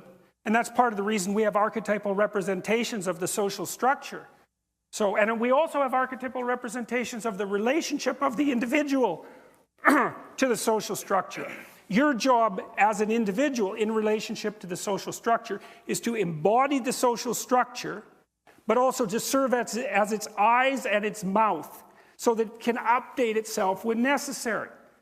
So you take on the mantle of your father, let's say, but he's dead. He's the past. He can't see. You can see. So you take the structure that's already there and you modify it where it's necessary. And that modification process is necessary, or the state becomes too static and collapses. And that's why the state has to be subordinate to the individual. And that's what Western culture has discovered. And we can't just let it go. That's the idea of the logos. That's a big idea. And you want to live somewhere where the individual is subordinate to the state. It's like, hey, go right ahead. There's lots of places like that, man. Emigrate. Go there. 90% of the world's countries are like that. If you want to live like that, man, go find out what it's like. You don't see immigration going there, that's for sure. Okay, so that's a big mistake that the postmodernists made. It's not trivial. That's a big mistake, but it's not the only one. Well, here's another one. They don't like inequality. Well, who does? I'm against poverty. You know, that's like classic protest sign. It's like, really? It's like, I'm against torture. It's like, it's so obvious. You don't get any brownie points for being against poverty. No one in their right mind is for poverty. You know, you ever watch The Simpsons? You ever see the Republican Party in The Simpsons? They all meet in an old haunted castle at night with like lightning bolts going off, and there's a vampire and a crazy Texan. And even the Simpson Republicans don't sit around in the haunted tower at midnight saying, hey, we need more poverty.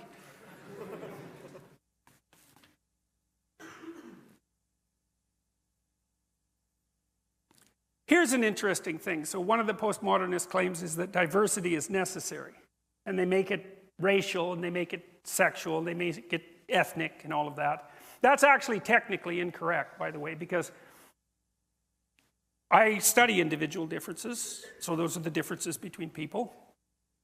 And I know the literature. So you know about James Damore's memo, right, from Google. He wrote that partly because he was watching my videos, which is why he wanted me to interview him. And I'm a believer that there are biological differences in temperament between men and women, apart from the other obvious differences, and that they're actually not trivial. And that they maximize in the societies that have moved farthest to producing egalitarian states, the Scandinavian countries, and that the reason for that is that there's two reasons why men and women differ in temperament. One is biological and the other is environmental. And if you remove the environmental variation, which you do if you make the state egalitarian, you maximize the genetic variation. And that's been demonstrated in the scientific literature over about 4 decades. And no one wanted it or hoped for it, and they weren't biased in looking for it, because that was exactly the opposite of what social scientists wanted to find. Because social scientists lean heavily to the left, and what they wanted to find was you flatten out the state so that everyone has equal opportunity, and the differences between people disappear. That is not what happened. The opposite happened. That was wrong. And no one was happy about it. And no one's happy about it now. You can actually tell when you've discovered something in a social science, because you're not happy about it.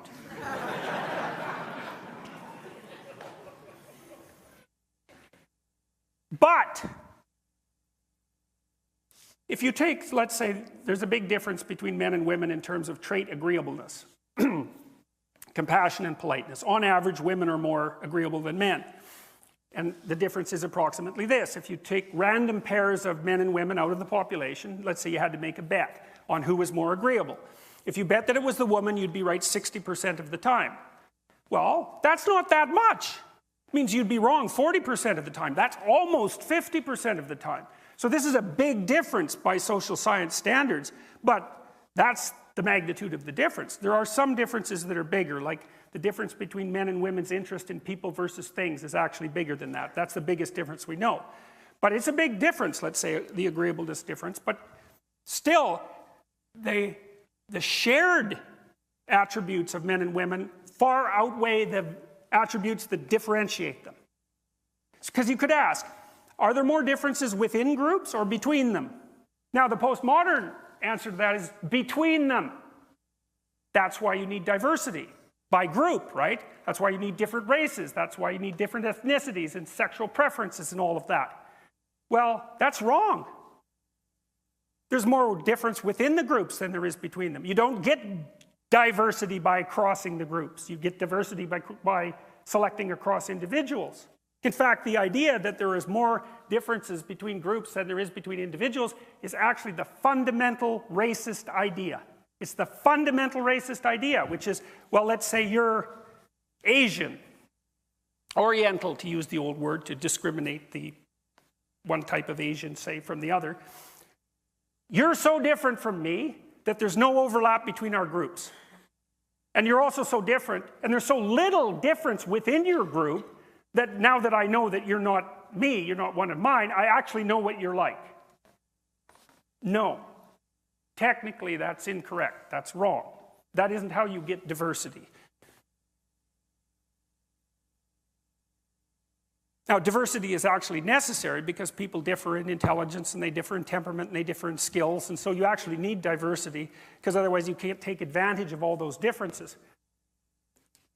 So you need diversity, but you need genuine diversity. And like, what would genuine diversity mean? If you're trying to put together a work team, you want people of sufficient diversity so that they more or less, so that you gather together the appropriate talents to produce the implement that's necessary to work properly in the world. That's a competence marker.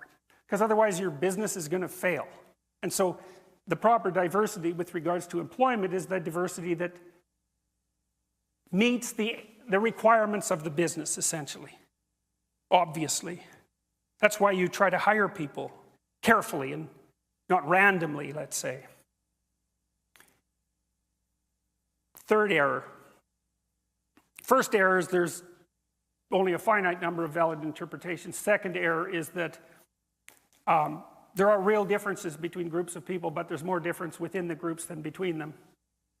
Third difference is social status and payment, especially in a free, democratic, capitalist society, is based more on competence than on power. In fact, we would say that when a person in a hierarchy starts to act like their position entitles them to power, then that hierarchy has become corrupt. Harvey Weinstein's a good example of that. I'm serious. It's like he acted like a tyrant. What happened to him? It's not good. Not good for him. What he did was not good. But it's an indication, it's revealed, it's an indication that the misuse, so he's competent, fine, he gets to have position because we need people who are competent. But that doesn't mean you get to turn into a tyrant. If you turn into a tyrant, then that overshadows your competence and out you go. That's the definition of a functioning state. And our state essentially functions. It's not perfect, that's for sure. But compared to what? That's the issue. Compared to your hypothetical Marxist utopia. Well, compared to your hypothetical Marxist utopia, I mean, we're living in Auschwitz. But your actual Marxist utopia is indistinguishable from Auschwitz. So we're not listening to that comparison. We're going to take a look at what we have and we're going to compare it to other places that actually existed in time and geographically. And by those criteria, it's like, is there another time you'd rather live? Is there another place you'd rather live? I mean, a real place in a real time. I mean, you want to live back in 1895, even in the Western world, where the average person lived on less than $1 a day in today's money? You want to live like those coal miners? It's like the answer to that's no. If you have any sense, you should have some gratitude. That's another problem with the postmodern neo-Marxists, like zero gratitude. It's all, oh my God, I'm oppressed. Of course you're oppressed, but you're not oppressed by the patriarchy, for God's sake. So, you have status in a hierarchy. You might say, well, that's like a reward. So you're a high status person. It's a reward. The reward should be shared equally. It's like a badge of merit that you get. It's a privilege. It's not. The reason that in a capitalist society, filthy, selfish capitalists put you in the position so they can extract maximum productivity from you. And that's exactly why you're there. You get paid so you keep working. Why do we want you to work? Because your work is actually valuable to us. And so we're going to pay you so you don't quit. It's not a reward because you're a good guy. It's not a privilege. That's not what it is. You don't hand those things out like merit badges. That's not how it works. The society is set up on selfish principles. We pay people who are competent so they won't stop striving because we want what they can produce. So you don't just distribute that like it's a gift. It's not a gift. It's not a gift at all. So that's another place where they're wrong. Social status and payment is the consequence of the selfish desire of individuals and the group to extract resources of intellect, creativity, and industriousness from those who possess them in excess. Now, of course, it's not 100% like that. There's incompetent people who rise to the top. You can fool people and you can manipulate them and you can act like a tyrant. And, you know, we might say maybe the system is like 30% warped, something like that. It's not much more than that because we can account for people's success across life by looking at their individual differences, intelligence, conscientiousness, emotional stability, creativity. We can do a pretty good job of predicting their trajectory. So there's error. Some of it's health, right? Because sometimes you've got what you need, but you get cut off at the knees, or your family members do, or, you know, some tragic thing befalls you. There's a randomness in the system that accounts for a fair bit of it. And then there's a certain amount of corruption. Fair enough. But not so much that the lights go off. Okay. What time is it? 8:15. I started when? Sorry, it's been 6:30. I should stop then. I'm supposed to stop pretty soon.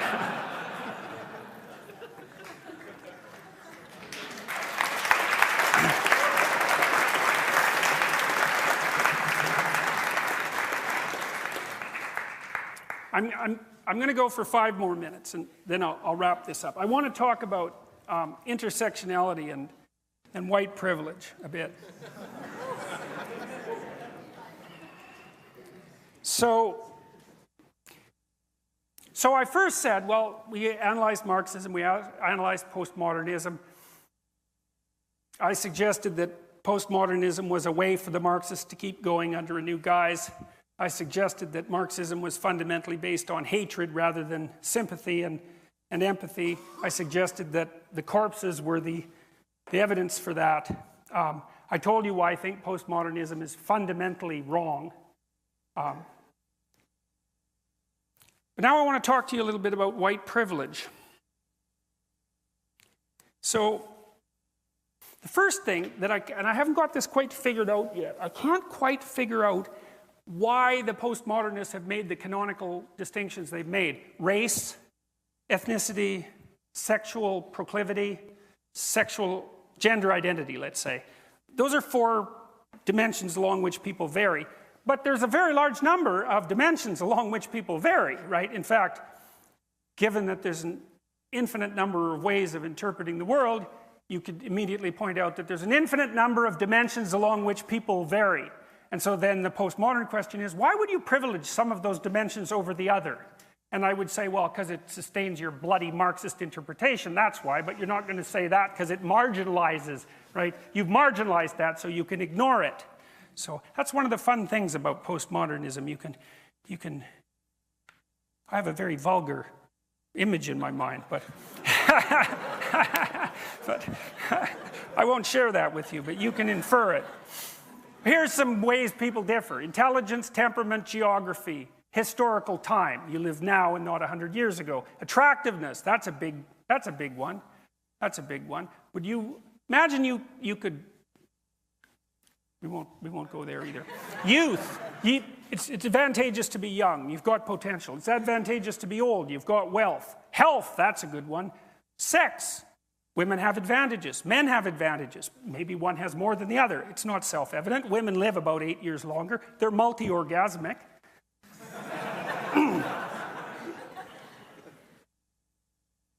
Athleticism, wealth, family structure, friendship, education. Well, then there's the classic, postmodern ones, race, ethnicity, etc. Why not those other dimensions of variation? There's no evidence that they're less important. In fact, there's quite a bit of evidence that they're more important. So, why not consider them? Then you get intersectionality. This is one of the things that's really comical, I think, because the postmodernists, identity politics types, actually realized this. They thought, well, okay, race and gender. Fair enough. Well, what if you're a black woman? Well, that's a problem because, well, now you've got 2 dimensions of differentiation. What the hell are we going to do about that? And what if you're gay and black and female? Well, then what if you're not very bright and gay and black and female? And then what if you're ugly and not very bright and gay and black and female? And you can keep playing that game. You can keep playing that game an infinite number of ways because there's an infinite number of ways to categorize things, as the postmodernists already pointed out. And so the intersectionality theorists came along to plug the hole, but they don't know where they're going. They don't understand that the logical conclusion of intersectionality is individuality. Because there's so many different ways of categorizing people's advantages and disadvantages that if you take that all the way out to the end, you say, well, the individual is the ultimate minority. And that's exactly right, and that's exactly what the West discovered. And, the intersectionalists will get there if they don't kill everyone first. So, on to white privilege. So it's really interesting to find out where these ideas come from, because usually the scholarship is so awful, you just cannot possibly believe it. It's just absolutely, it wouldn't, at the University of Toronto in the psychology department, the original paper on white privilege wouldn't have received a passing grade for the hypothesis part of an undergraduate honors thesis. We're not even close. There's no methodology at all. The person who wrote it, it was called White Privilege and Male Privilege. A personal account of coming to see correspondences through work in women's studies. Well, first of all, personal account, it's like, sorry, no.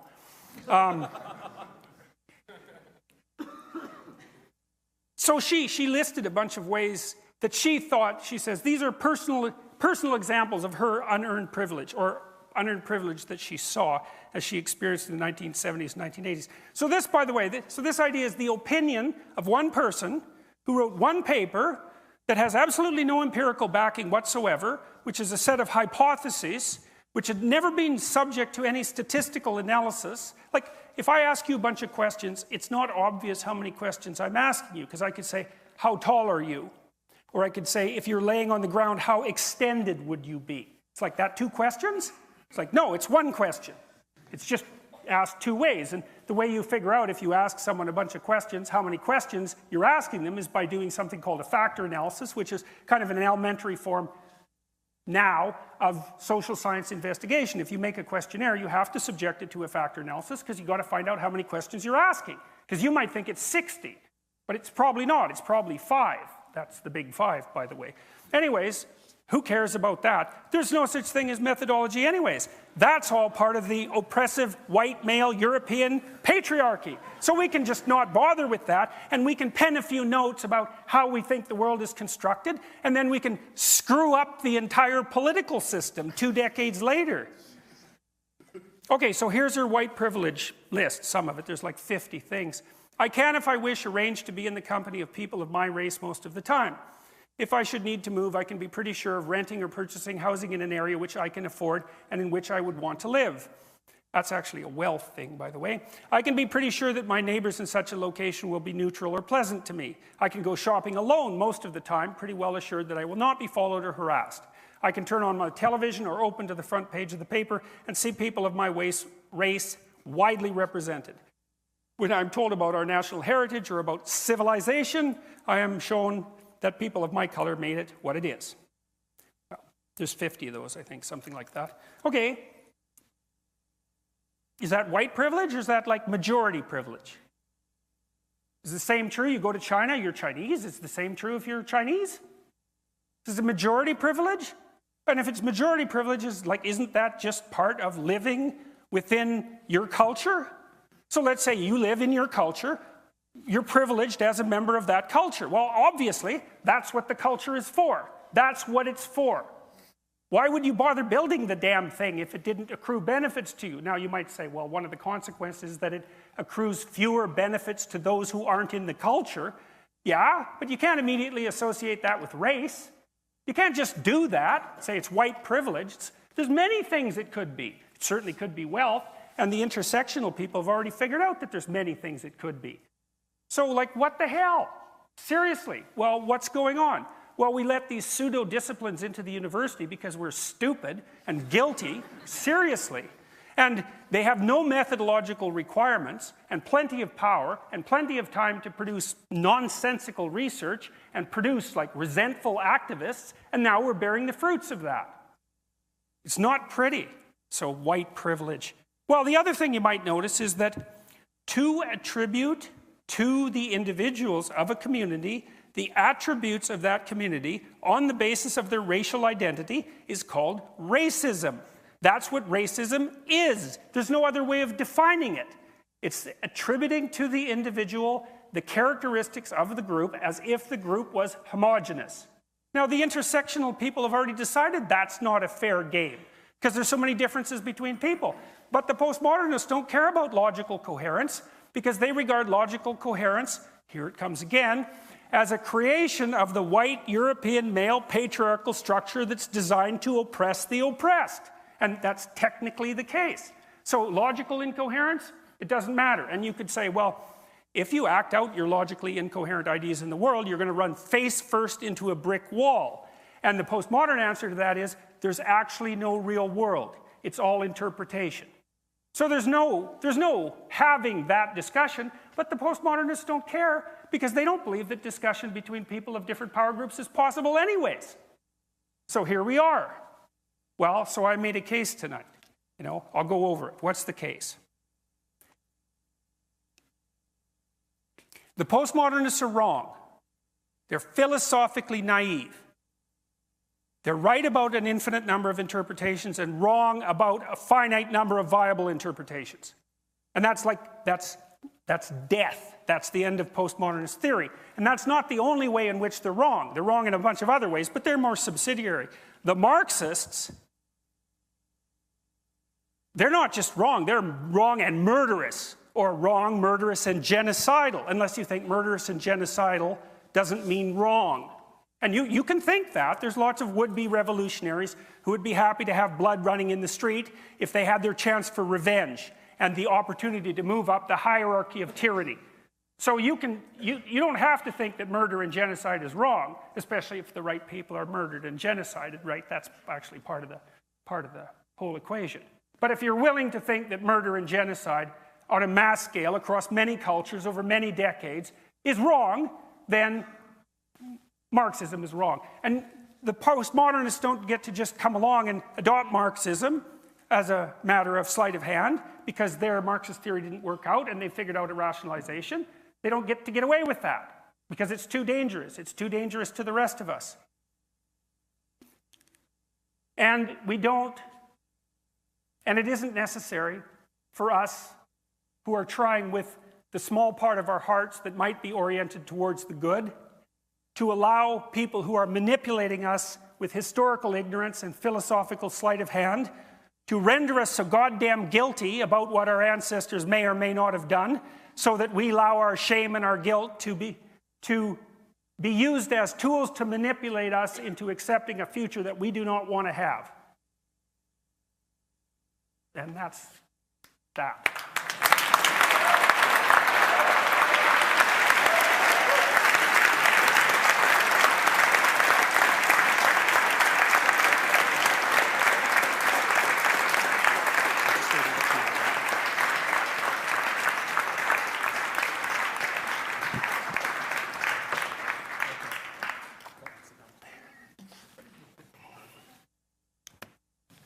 Does that work? Okay. So we're just going to do we're going to move on to the Q&A now, but before we do, the venue wants to do a little announcement.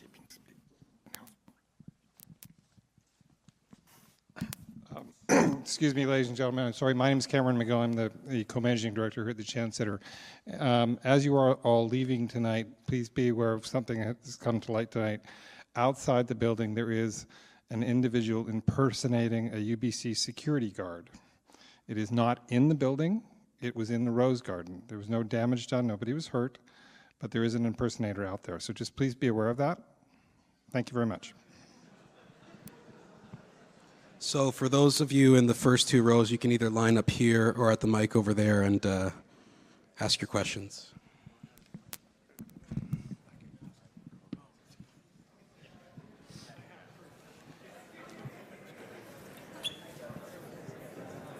And also try to keep it short because we don't have that much time.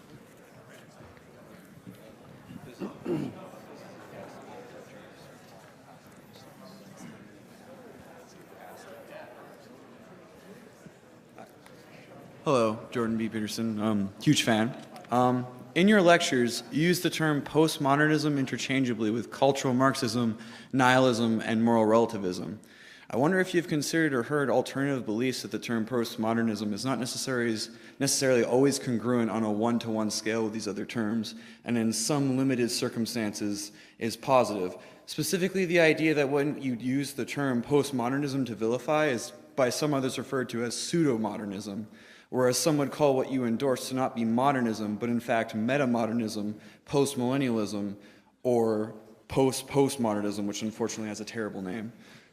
And then I have very brief definitions of those words if you need me to. Well, no, as I said tonight, you have to give the devil his due. And so we'll do that. So, yes, there's a very large number of ways of interpreting the world. There's no doubt about that. Yes, people use biased interpretive lenses as means of interpreting the world, to put their own priorities forward without necessarily knowing that they're doing so, and that can corrupt them and society. The psychoanalysts figured that out way before the postmodernists, so they don't get any credit for that. Like, really, none. So it's useful to keep those things in mind. It's when they're put forward as absolute truth that disturbs me. It's like, yes, people are probably racist. They might even be implicitly racist, although we don't know what that means, and we don't know how it's related to their explicit behavior, and we can't separate it from in-group preference or necessarily from reaction to novelty. So it's a tricky business, you know. And we don't know how to separate stereotypical racial perceptions from perceptual heuristics. We don't know how to do that. Because you're always oversimplifying the world because you're not smart enough to live in the world as it is. You have to oversimplify it. So, yes, there are times when postmodernism is useful. I used it quite usefully tonight to deconstruct postmodernism, in fact.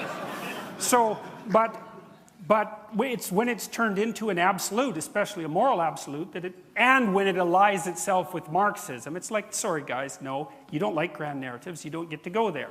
Well, that isn't where you went, that's where you came from. You never left there. So that's basically what I have to say about that. Thanks. Hello, Dr. Peterson. Thank you very much. Now, my question is regarding ADHD, which is something I haven't heard you speak a whole lot about, maybe a little bit. Now, it seems to me that we, or at least maybe just me, do not quite understand ADHD to what could be its full capacity, maybe. And because there's many voices saying that it's an overdiagnosed, overblown, small mental variance that's prevalent in boys, or it's just young boys being young boys. And then there are some that would fight and advocate for very different treatment in the academic world. And I was wondering what your thoughts are on ADHD itself, and on whether you think it's overdiagnosed, and maybe advice for me as someone who has been diagnosed with ADHD on how to overcome it without maybe becoming completely reliant on prescribed medication. Okay, so first of all, it's definitely overdiagnosed. Second, it's a very unreliable psychiatric diagnosis. Many psychiatric diagnoses are unreliable, and that's because psychiatric diagnoses aren't precisely scientific categories. They're weird hybrids, right? First of all, psychiatrists aren't scientists, they're engineers. Engineers are trying to do something rather than to describe the objective world, and psychiatrists are trying to make people healthy, whatever that means. It's actually partly ethical. It's very complicated. We don't know how to distinguish it from temperamental variation. So, for example, if you're high in openness and high in extroversion, and low in conscientiousness, low in agreeableness, conscientiousness, and high in neuroticism, you're likely to manifest symptoms of ADHD. It's because you're exploratory, you don't like to sit down, you're full of ideas, your attention scatters across a wide variety of topics, and you're not very stable. Temperamental variation is also much more common among boys. Panksepp showed, same guy with rats, that if you deprive young rats of rough and tumble play, which is what the young boys are deprived of in school, let's say, that they get hyperactive, and then their prefrontal cortexes don't develop very well because they're not having the right kind of experiences, and that you can treat that quite effectively with psychomotor stimulants like Ritalin. So that's kind of an interesting bit of scientific information that no one pays any attention to. There is also absolutely no evidence whatsoever that long-term use of psychomotor stimulants produces increases in cognitive gain. Zero. And there's plenty of evidence that it's harmful. So then the second part of that was, what about adjustments for, in the academic world, say, that would be disability adjustments. It's like, that's such a rat's nest that I don't want to even discuss it. I mean, I'll discuss it for like 15 seconds. There is a never-ending multiplication of disabilities. That's what's happening right now. The disability offices in the universities are swamped. Like, I know some people have it rough. Like, believe me, I know that. I seriously know that. I've dealt with extraordinarily damaged people in my life. You're bloody hard-pressed to find someone who doesn't have a serious problem, or who doesn't have a serious problem in a close family member. It's like, where do you draw the line with regards to disabilities? Well, you can't. You can't. They multiply. Just like LGBT identities multiply. Just no, really, technically just like that. Just like intersectionality, categories of oppression multiply. It's inevitable. The way that you deal with it is you have objective standards. You apply them to everyone. Not because that's fair. It's not fair if your criteria for fairness is that everyone has the same outcome. It's not fair at all. It's not even close to fair. It's just less tyrannical than the alternatives. Now, we don't know that yet because we haven't seen the full range of the tyranny of the alternatives manifest itself, not in our culture, but it certainly did in other cultures. I think it's a bad idea. Now, I don't want to be absolute about that. Like, it's tricky, you know, because if you have a disability that would allow you to do the work in the university and in the workplace with a modification, then perhaps the modification could be made. But I think that was done a lot better when that was in the hands of the professors and not in the hands of these crazy bureaucratic structures that have risen up around the disability issue. Like, they're one of the 10 things that are going to kill the universities, or maybe have already killed them, possibly. Because they're walking corpses as far as I can tell. Zombies. So, and that might be wrong, but it's what it looks like to me. Firstly, I want to say thank you so much. That was an amazing talk. And I was wondering if you could elaborate. What I notice a lot, I go here to UBC, is that a lot of students and young people, they're often desensitized to, for example, the atrocities that communism or ideologies that forge terrorism. And maybe it's some sort of Stockholm syndrome that I'm seeing, where it's like people are just, they're like trapped and they feel in a way they can't do anything about it. And then they start to like communism, or they start to see more socialist or adopt socialist policies that in the end will get them killed, will get them hurt. I was wondering if you kind of like elaborate that on what you think can be done about that, or even if something can be done in that respect. Well, I think something can be done. I mean, I've been trying to educate people about the horrors of the Nazi regime and the Soviet regime in particular. I've concentrated mostly on those two because that's good enough. Mm-hmm. And trying to let people know that it was through the fault of people much like them that those systems arose, and that there are steps you can take to limit the probability that you would participate in such a thing, and that those steps are associated with trying to be truthful in your speech and actions, because the stability of those systems depends on the willingness of individuals to lie, and also on your willingness to take responsibility for the malevolence in your own heart that manifests itself in those social movements. And so that when I do my lectures, when I do talks like this, when I put them on YouTube, what I'm trying to do is exactly that, because that was the best pathway forward through such things that I could think up over 20 years of thinking about it.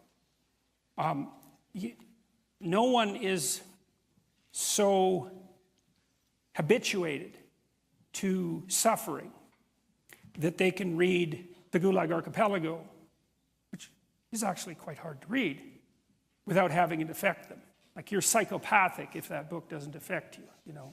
It should, if you read it properly, it affects you deeply. And it's not the only example of that kind of literature. So the people who are habituated aren't. They've just been shown low-resolution representations of things they don't understand that look vaguely bad. They don't know a damn thing about them.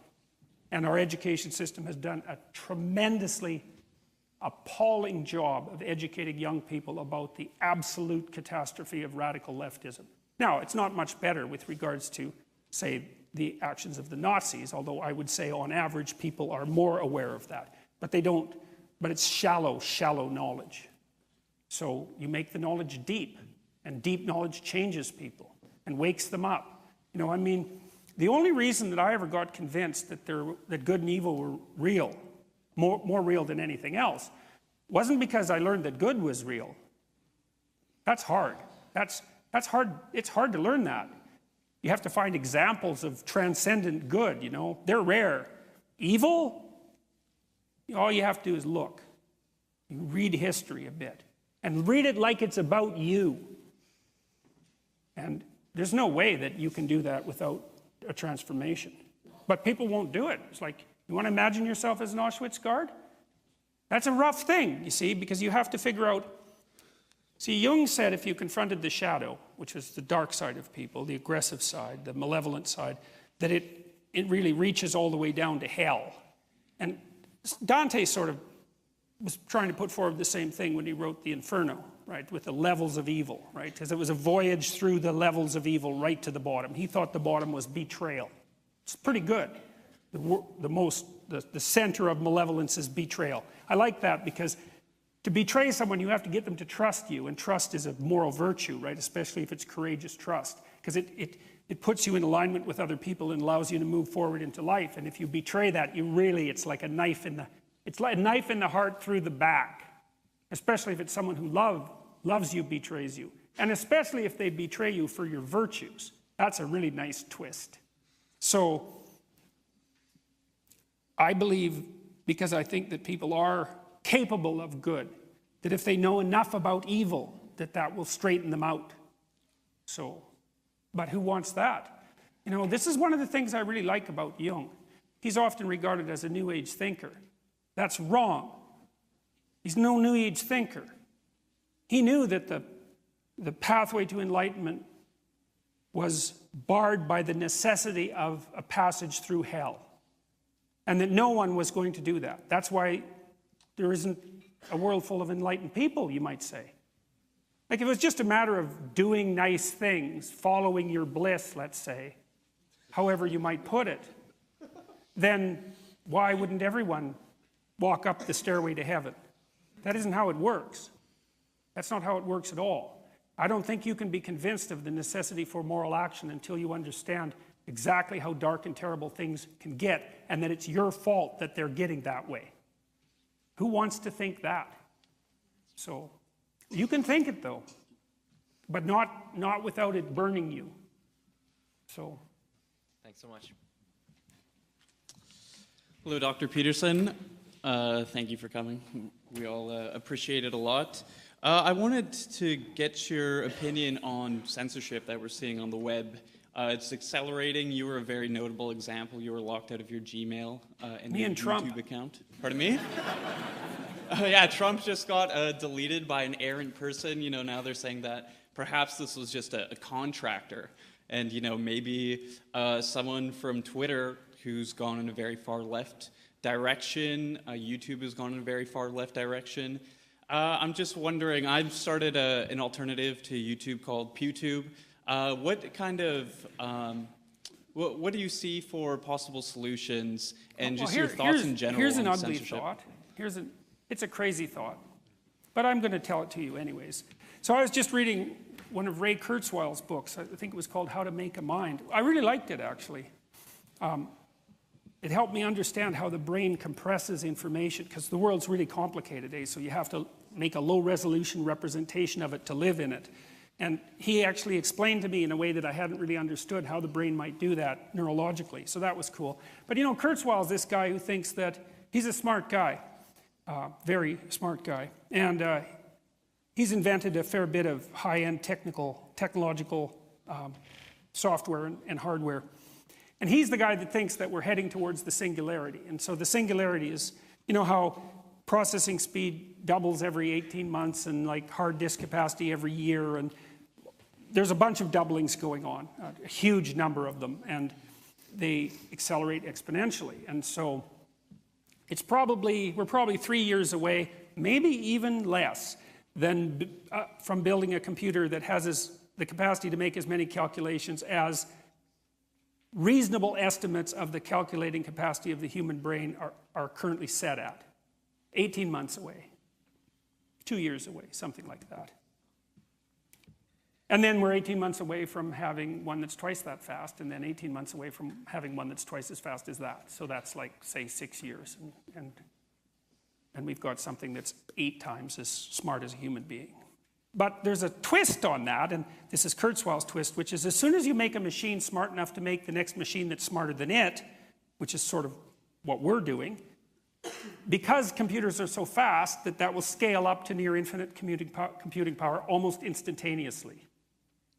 Now, you think, no, probably not. And Ellen, Gates' partner, has written critiques of Kurzweil. And, you know, you might think if something's impossible, then it won't happen, even if you don't know why. And there's reasons to not think that will happen. But Kurzweil's traced back the doubling of computing power way before the existence of the transistor.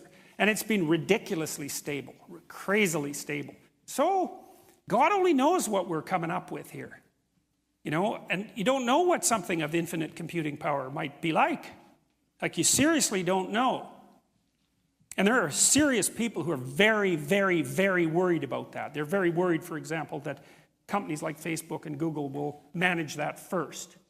And, you know, those companies are already making censorship AI bots. And that's not that smart. It's sort of like making really fast robots that can shoot people. It's not that smart. And we're doing that too, very rapidly. And, you know, I know some guys who work in advanced AI. And you know how you watch the Terminator movies and you see the robots that miss when they shoot at you? Like, they're not very bright. Because the bright ones not only shoot at where you are, but they estimate where you're going to be when you make your escape moves, and they shoot there simultaneously, and their death rate is 100%. And so there's no war against the robots. I mean, when those things get going, they're going to be so much faster than us that we'll look like we're moving through molasses to them. So, you know, so maybe what we're deciding now with all of our individual decisions about censorship and the way that we're going to construct the world and all that is exactly what kind of superintelligence we're going to bring into being. And I would suggest that we try to bring one in that's good and moral rather than one that's evil and demonic. Right. So, what can we do about that?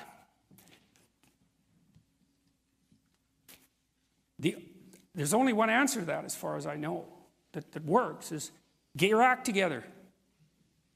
You're going to be the person who's working in AI, right? I know some of these people. They better be good people, because they're going to build whatever they're like into their machines. So they better have their heads screwed on straight, because they're going to get amplified like mad. And I don't like what's happening with Google and Facebook and YouTube. They're building censorship bots predicated on a certain kind of ideology, the kind of ideology that we outlined today. It's a very bad idea.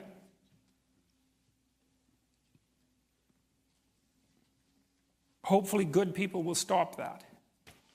So then what that means is that your moral obligation is to be good. And the way you do that is first by stopping being bad. And everyone can do that, a little bit. So I hope that's what everyone does, because the consequences of not doing it are not going to be pleasant. They never are. Thank you. Hi. This question is about your biblical lecture series. I like that one because it's about Genesis, which is usually ignored as being, we're this post-Enlightenment society, we don't need these ancient creation myths. And also I thought Revelations kind of gets the same treatment as being dismissed because it's the crazy hallucinogenic trip, that's why? Of some isolated madman in the middle of the Mediterranean. Mm-hmm. So I was wondering if after you're done with Genesis, if you would think about doing Revelations. Not without traversing the geography in between. Okay. Yeah, I want to walk through the whole thing if I can do that before I expire. So, I mean, I've read it and thought about it, and And like, it's such a strange book, because it's really big among the evangelical Republican types, and you'd think, really? Really? That's the book that you're relying? Have you read it? It's a crazy hallucinogenic trip. That's what Revelation is. Now, that's not to play it down, because God only knows about crazy hallucinogenic trips. That's for sure. I mean, there's accruing evidence, I would say, that a tremendous amount of the religious orientation of human beings, that deep mythological, symbolic orientation, is in no small part a consequence of humanity's experimentation with psychedelic substances.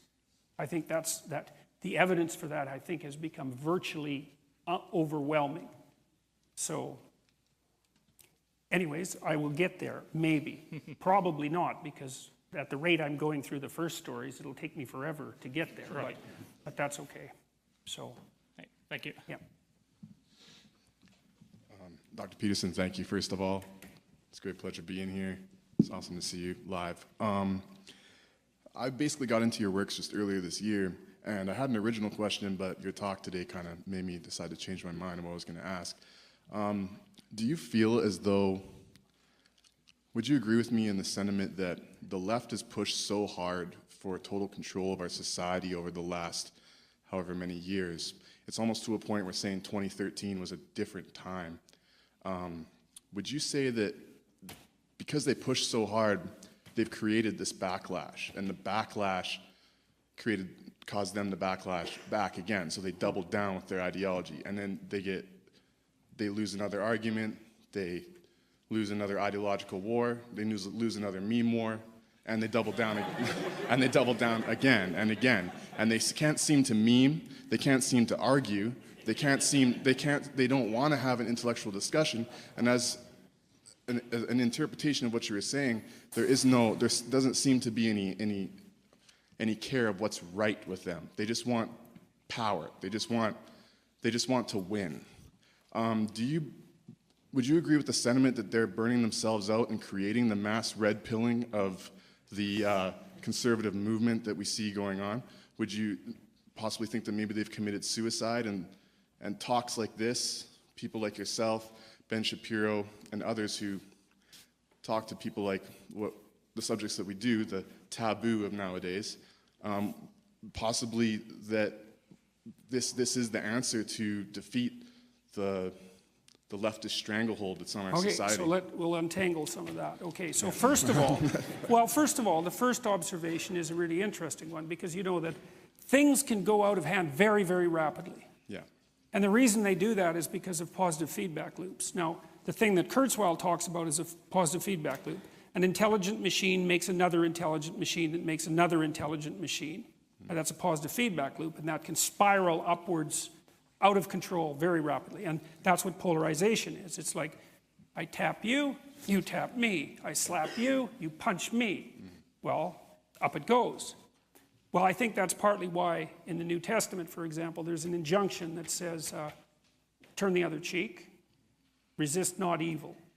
Why? Because otherwise you get into a positive feedback loop, and then you better look the hell out. And things can tilt very, very rapidly. I mean, all you have to do, look at what happened in World War I. No one expected that. It was like one relatively minor member, I think, of the aristocracy, if I remember correctly, was assassinated in one minor little country. It's like, bang, everything fell apart. And that's positive feedback loops, right?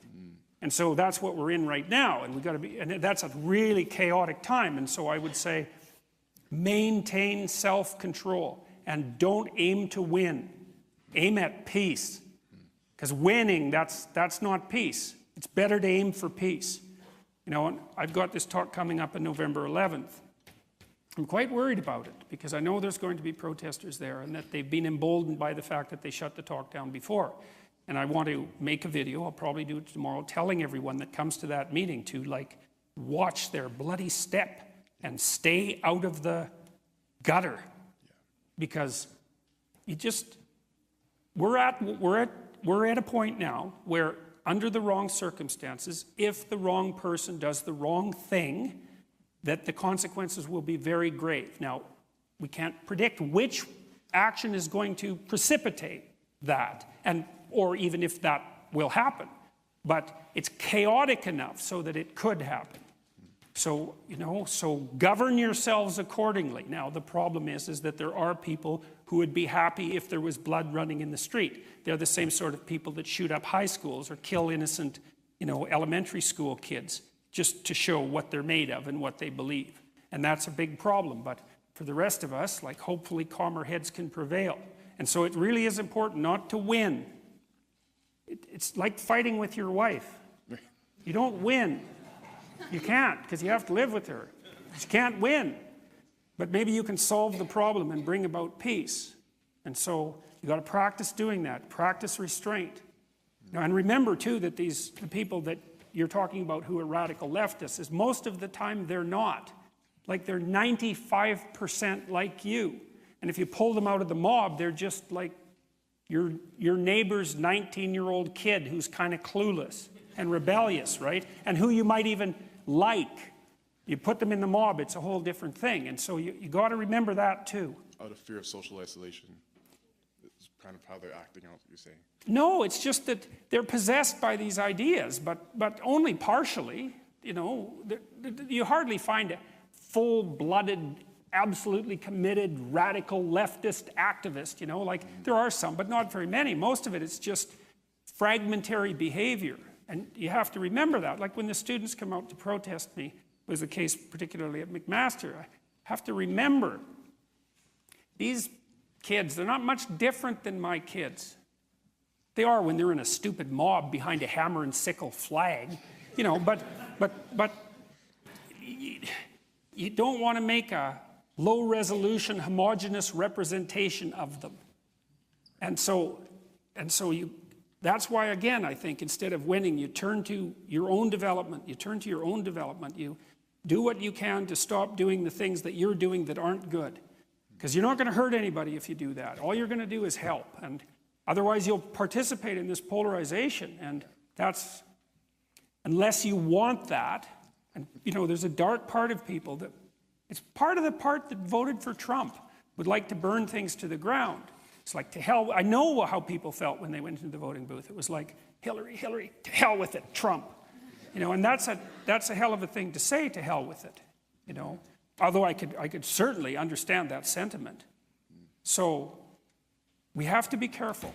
And all of you people who are here, who are advocates of free speech and who are theoretically happy to come hear me speak, it's like, I really do believe it. I truly believe this. And this is something I learned in part from Solzhenitsyn and in part from Jung, is that the way that you set the world straight is by constraining the malevolence in your own heart. And that's no joke, man. That's no easy thing. And that's a good voyage for people to go on if they want something difficult and worthwhile to do. So. Thank you very much. Okay, just a quick thing. We're not going to have time for pictures, so unless yours is the last question. Okay, so sorry to everybody else, but you're the last one. Okay. Hi, Dr. Peterson. Thanks for coming. My question is a little bit off topic from everything else tonight, but I really wanted to hear what you had to say about it. I work in residence life here at UBC, and in the community where I am, we were recently affected by a suicide of someone who lived in our community, and I was upset about it, not just because obviously it's a horrible thing to have happen, but also because res life in the university, they talk all this talk about self-care and your mental health is so important to us, but then things like this still happen. So I wanted to know if you think, what do you think the university should be doing to keep stuff like this from happening in the future? Well, it's not self-evident that it's the university's responsibility.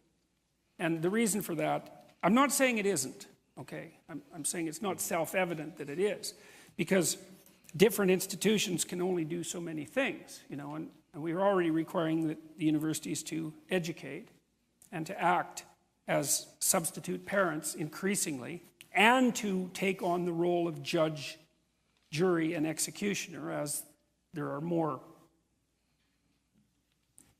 what should be criminal cases being handled within the university, say.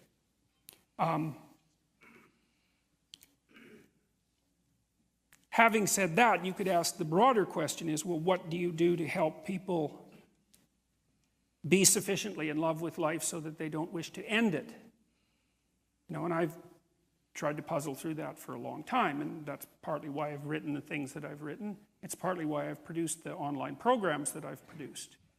You know, and so we know that if you have students do the future authoring program, for example, they're much less likely to drop out of university, about 30% less likely, and their grades go up, and that's especially true if they're male and marginalized. It has a bigger impact on those communities. And so, you know, I've tried to get universities interested in that, and the data's there, but they're not. And it's very difficult to get a big bureaucracy to move, eh? Like, big is immobile. So, I'm not sure there's anything they can really do about it. It's certainly possible that the things that they're trying to do about it are making it worse. You know, that's another thing that you learn if you're a good social scientist. It's like, there was evidence, and I don't know if this is still the case, but there was good evidence. I looked into this about 15 years ago. Say you want to prevent suicides, you put a suicide hotline in your town and you advertise it. What happens? Suicide rate goes up because you're advertising suicide. Right. And lots of interventions are like that. It's really, really hard to make things better, and it's really, really easy to make them worse. And so that's another problem. You get these big bureaucracies, let's say, and they're hypothetically motivated by positive intentions. And I would say hypothetically again, because it takes an awful lot of work to help someone straighten out. It's no joke, especially if they're in real trouble. And they put in place these structures that are designed to help, but they don't ever evaluate them. And they could easily be making it worse. So